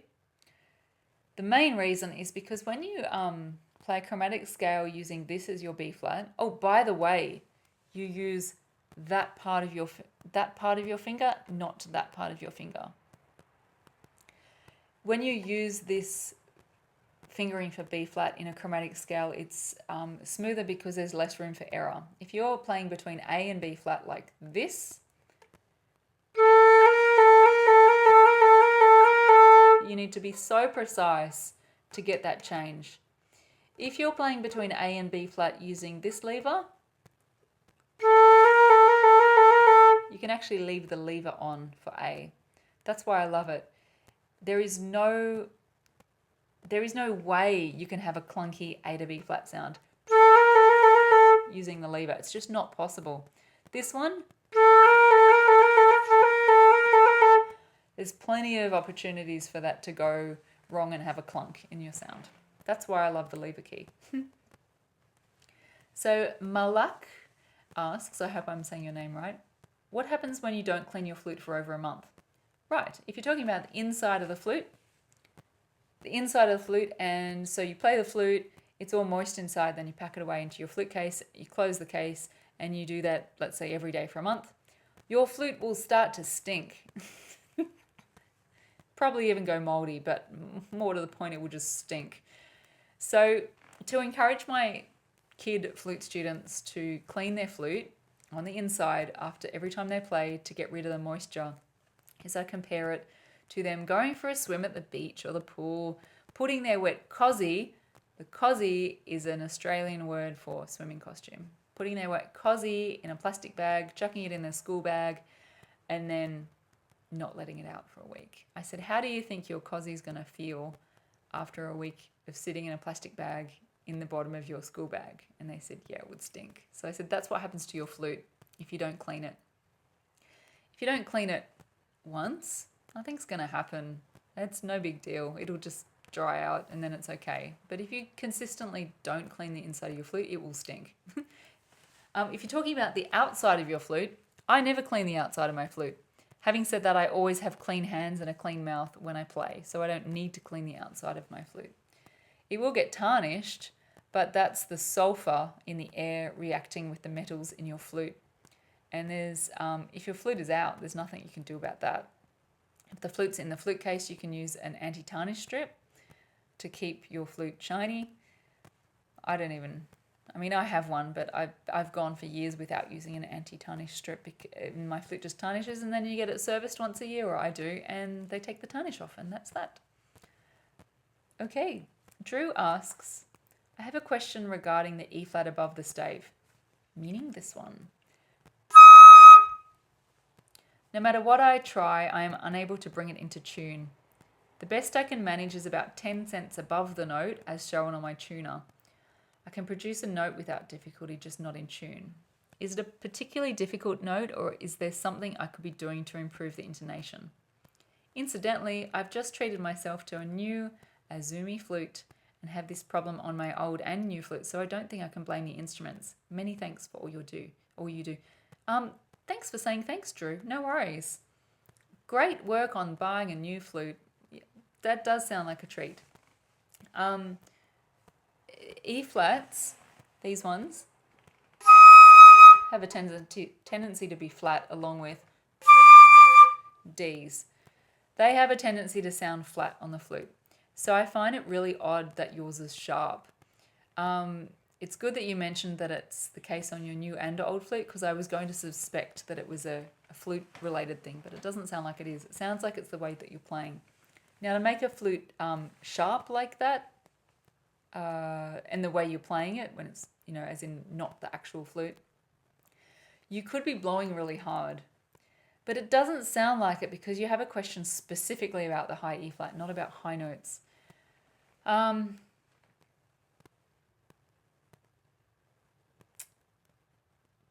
on a second, I'm just reading notes.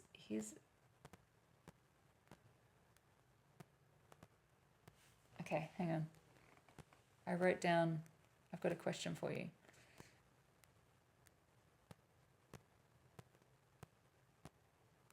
Okay, on both your flutes, I want you to test out the D.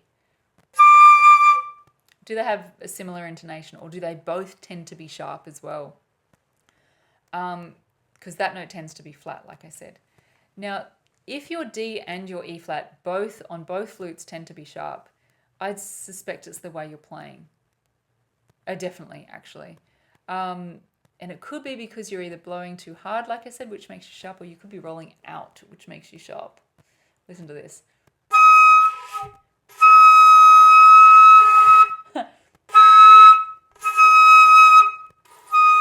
You can hear the difference between normal, flat, normal, sharp. So there you go. It could be what you're doing. I don't know if that's going to be the solution for you, but at least that might give you some food for thought.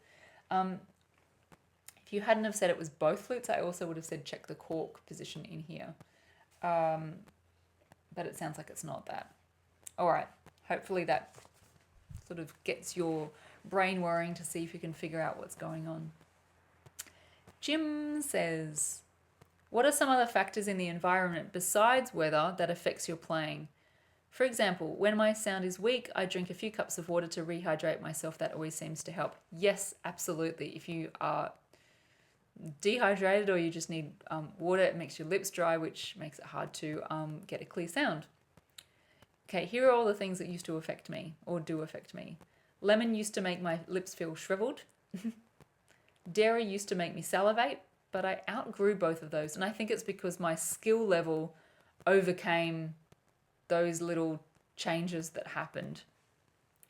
Mouth ulcers, otherwise known as canker sores, can ruin my embouchure hole for a few days, which is really annoying, especially if the mouth ulcer is right in the middle. Stress affects your breathing. It constricts your breathing. But conversely, and this is really cool, playing the flute with the breathing that we do actually unstresses me. So it helps itself. I know this is weather related, but the cold weather, so playing outside on cold mornings, makes it hard for me to play piccolo. Someone mentioned once in this Q&A that it makes it hard to play the flute, and I have noticed that there is more resistance when it's cold when you play the flute, but it doesn't bother me. But on piccolo it does bother me, because piccolo is just generally, you need to be in better shape to play piccolo well. And the other one, also weather related, but you might not have thought of it, is humid weather, like a rainy day, like it is today in Sydney. Not that you can tell from my background, but it is rainy out there. Humid weather causes spit bubbles. It causes your flute to dribble more and causes spit bubbles, getting sort of sealing up these keys and getting in the way of playing. So hope that's enlightening for you, Jim. Sean says, do you have experience with effects pedals? This is going to be the quickest question I've ever answered. No, I have zero experience with effects pedals. Like none. Sorry. Tessa says, I know second octave E flat is meant to be flat, which is this one. But I need a lot of air to get the note, and then they're very flat. The note is very flat and nasty. Is there a way that I can make them sound a bit nicer? So careful that you're not turning in like this. Can you hear that that makes the flute sound squashed and it sounds flat? So careful that you're not doing that. If you need a lot of air, it sounds like you might be blowing too hard. I'd suggest that you go and do the mini course on tone, which I will link for you below this question, because it is all about what you just asked, about the right alignment for your mouth on your flute to get a good sound.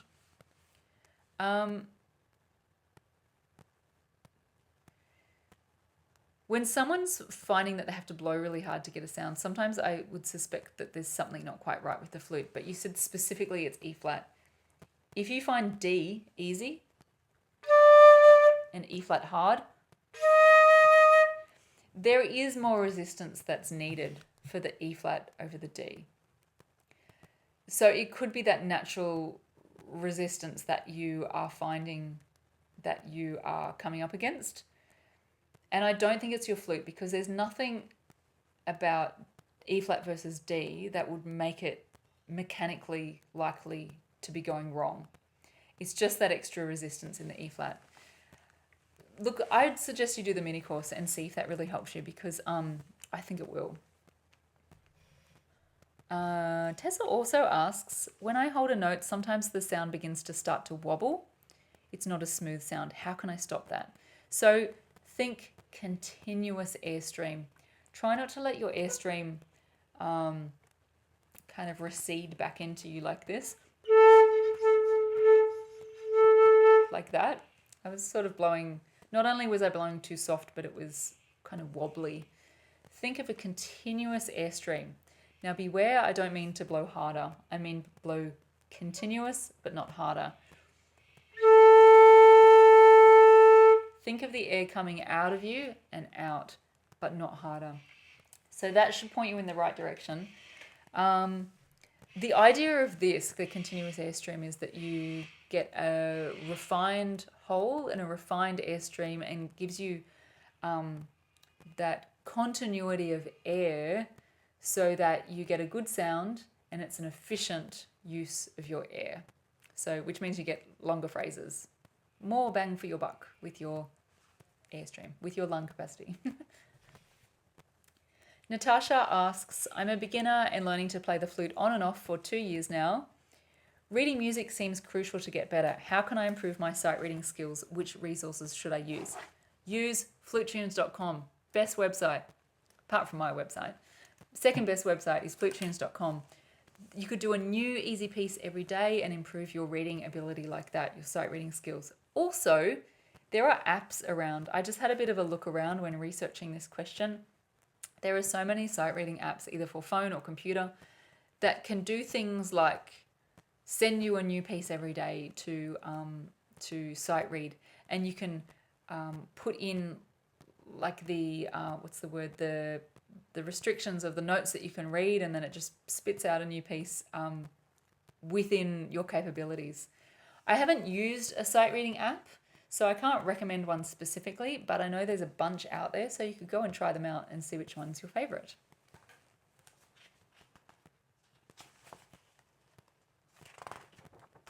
Okay, Jen asks, thanks for all your great videos. You're welcome, Jen.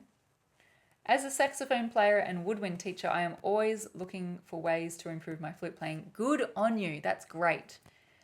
Great. I love it when teachers look to improve their teaching. When I play overtones, I notice that they come out very easily and mostly in tune when I just make incremental changes in my embouchure. Yes, good. By the way, when Jen says overtones, it's another name for harmonics. Is that the correct way to think about this, or should I be focusing on the shape in the back of my throat, or both? The embouchure is the most important thing when it comes to doing what you're doing. The incremental bit that you said is perfect. Perfect. Incremental is perfect. Experiment with your mouth cavity. Experiment with your mouth cavity and your throat and relaxing it and opening it up to see if you can get even more resonance in your sound. But first comes the embouchure. Okay, Jen also asks, when doing interval exercises, sorry, I can't speak. When doing interval exercises at a faster pace, it is just so difficult to keep the dynamics even between low and high notes. Maybe you have some suggestions that would help with this issue. So I've mentioned a couple of times in this Q&A today about embouchure flexibility. Flexibility is not like a stretching skill or anything. Flexibility is basically suppleness of the lips. This means that you can jump around between high and low notes at speed, not only actually getting the low notes out and getting the high notes out, but having intonation that is accurate and having volume or dynamics that is more consistent between the higher, naturally louder notes and the lower, naturally softer notes. So my advice is that you do the free high notes mini course. I suspect you might have already done it because you sound like you're quite, you initiate finding out things for yourself to improve your playing. So if you haven't done the free mini course, do it, and I'll link below. After you've done the high notes mini course, did I say the tone one before? If I said go and do the tone mini course, I meant to say go and do the high notes mini course. The tone one will be good for you as well, and I bet you've already done it. Do the high notes one. That is the very first step of learning embouchure flexibility. The next step is the high notes module in the Flute Academy. And the step after that is day 30 advanced exercise in the Flute Academy. That is where I talk about the holy grail of embouchure flexibility and the dexterousness that it brings into your playing. Okay. Megan says, how do I stop running out of air when I blow the flute? Great question. Oh my gosh, I'm burping, sorry. I'm so glad you asked, Megan. Straight to the point. Firstly, it's not your lungs. If you're running out of air, it's not because your lungs are too small or you're not breathing properly. It's nearly all the time, like I would say 99.99999% of the time. Maybe I could round that up to 100% of the time. It's because someone is losing air too fast, not because you don't have enough. Losing air too fast comes from one thing: too big a hole in your mouth. That's the only way you can lose air, because you obviously don't lose air out your ears or out your nose. I mean, technically you could lose it out your nose, but I've never seen anyone do that. You're not losing it out of the pores of your skin. It's coming out of here and it's coming out too fast, which is why you're running out of air too fast. Do the free high notes mini course if you haven't already done it, because I talk about size of hole in that mini course and how it stops you running out of air. And it's a significant difference. You only need to get this a little bit smaller and you will double the length of phrase that you can play. Like, it's such a big difference. So there you go. That's my advice for you. If you've already done it, go and do it again, knowing that you're going to incrementally, day by day, improve the size of your hole and your embouchure. So the next question is from YouTube, and his YouTube name is Acid for Blood. I don't know what that means, but he's got great questions. He. I have a question with regards to cleaning the flute with the untreated microfiber cloth. When he says untreated, he means without an anti-tarnish thing in it, or a shiny, what's it called? Like a silver shiny thing impregnated, that is actually the right word, into the cloth. He says, am I supposed to wipe down the flute every 30 minutes? I usually play for an hour and 30 minutes each day, unless it's on the weekends where I play longer and I wipe it down after every session. I came across online that some people wipe down every 30 minutes, and it got me thinking if I'm doing it wrong. I put anti-tarnish strips in the case every 3 months, even though each strip is rated for 6 months, but I don't take that risk as I factor in the 10 strips in a pack as a whole will not last as long as it says it does, even when fully sealed and ziplocked. Additionally, I swab out the flute every 20 to 25 minutes so that I can get a clean sound. To add to this, I wash my face and hands, brush my teeth, and wipe off any lip balm or lotion on my lips before playing. I'm kind of a clean freak by nature. Yeah, I can tell. All right, so if you have clean hands and mouth, which you say you do before you play, it's not necessary to wipe down the outside of your flute. I never do, like ever, because I also wash my hands and mouth. I also wipe off lip balm. And I also, what did you say? Face lotion. So you don't even need to wipe down the outside of your flute. So what you're doing is fine. If you're happy with that, you don't need to do it more. You can do it less if you want. As for the inside of the flute, the purpose of cleaning the inside of your flute is not to improve the tone or anything like that. It's to stop your flute being packed away moist. That makes it stink after a few days, a few weeks of not cleaning the moisture out. So you don't need to clean the inside of your flute as you're playing. It's only at the end of your practice before you pack away the flute. If I have my flute out like this, I don't even clean the inside of my flute because it's out in the air and it's going to dry naturally. So there you go. You can probably save yourself a whole lot of time without doing quite as much cleaning as what you're doing. Oh, anti-tarnish strips? I push them for way longer than 6 months. So you're on the other side of things. You're like being conservative and only using it in the 3 months. That's fine. If you want to do that, I actually don't know how long they legitimately last. They say 6 months, but maybe that's a marketing thing. I don't know. Maybe they last for a lot longer. Maybe you said maybe even when they're sealed in a Ziploc bag, maybe in the packet they don't last as long as they should. I don't know. I guess I don't really spend too much brain space on it because I know that when I get my flute serviced once a year, the tarnish just comes off, gets taken off. Okay, Acid for Blood also asks, I'm not sure if you answered this question in any of your previous videos, but should I be oiling the keys on my flute every 2 to 3 months as my Yamaha 222 instruction manual suggests? Or can I wait till my yearly clean oil adjust? My only concern is running the risk of putting too much oil into the keys or improper application. That's a very good concern that you've got. I've never oiled my flute in my life. I've never owned flute oil. I know that when I take it for a service once a year, that's what they do. And I think I'm basically just outsourcing my key oiling. I've never done it myself. I think I would also be worried about how do you do it? And I figured there's flute repairers out there. That's their job. They're the expert. I'll leave them to do it properly. Melody says, I've tried some of your tips such as making my embouchure smaller, not blowing as hard, etc. And I'm still running out of air. Do you have any suggestions? Yes, it takes time. Aim for incremental improvements. And I'm talking about incremental improvements in, number 1, your tone quality. Day by day, see if you can get little improvements and do this for a few weeks. Number 2, as you get tone quality improvements, you will also get length of note improvement. So you can actually time yourself if you want because it will give you solid fact that you're being able to play longer. So basically, do what's in the free tone mini course every day for a couple of weeks and you will feel your incremental improvement and you will be able to measure it if you're timing your long notes.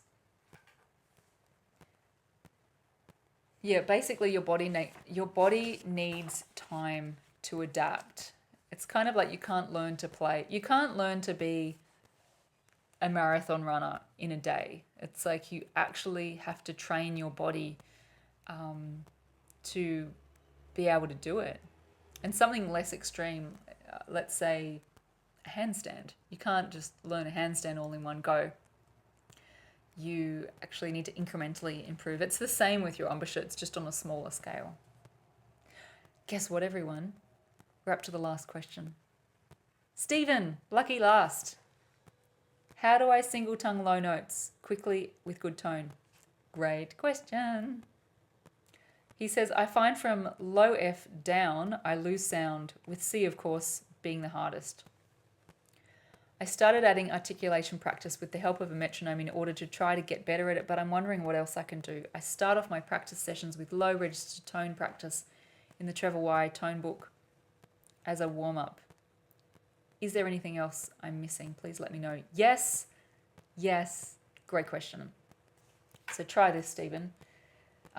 This is basically the start of the crystal clear tonguing exercise in the Flute Academy. For the low notes, your job is to see if you can not tongue the low notes and get a clear start to your sound, like this. You might be not getting a clear sound, for example this. And what you want to get, no tongue.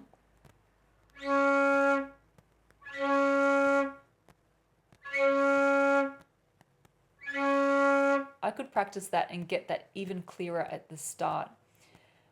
When you do that on repeat, it's only when you can get a clear start that you add in the tongue. And then all of a sudden you will have crystal clear tonguing down low. It's an amazing exercise. All right.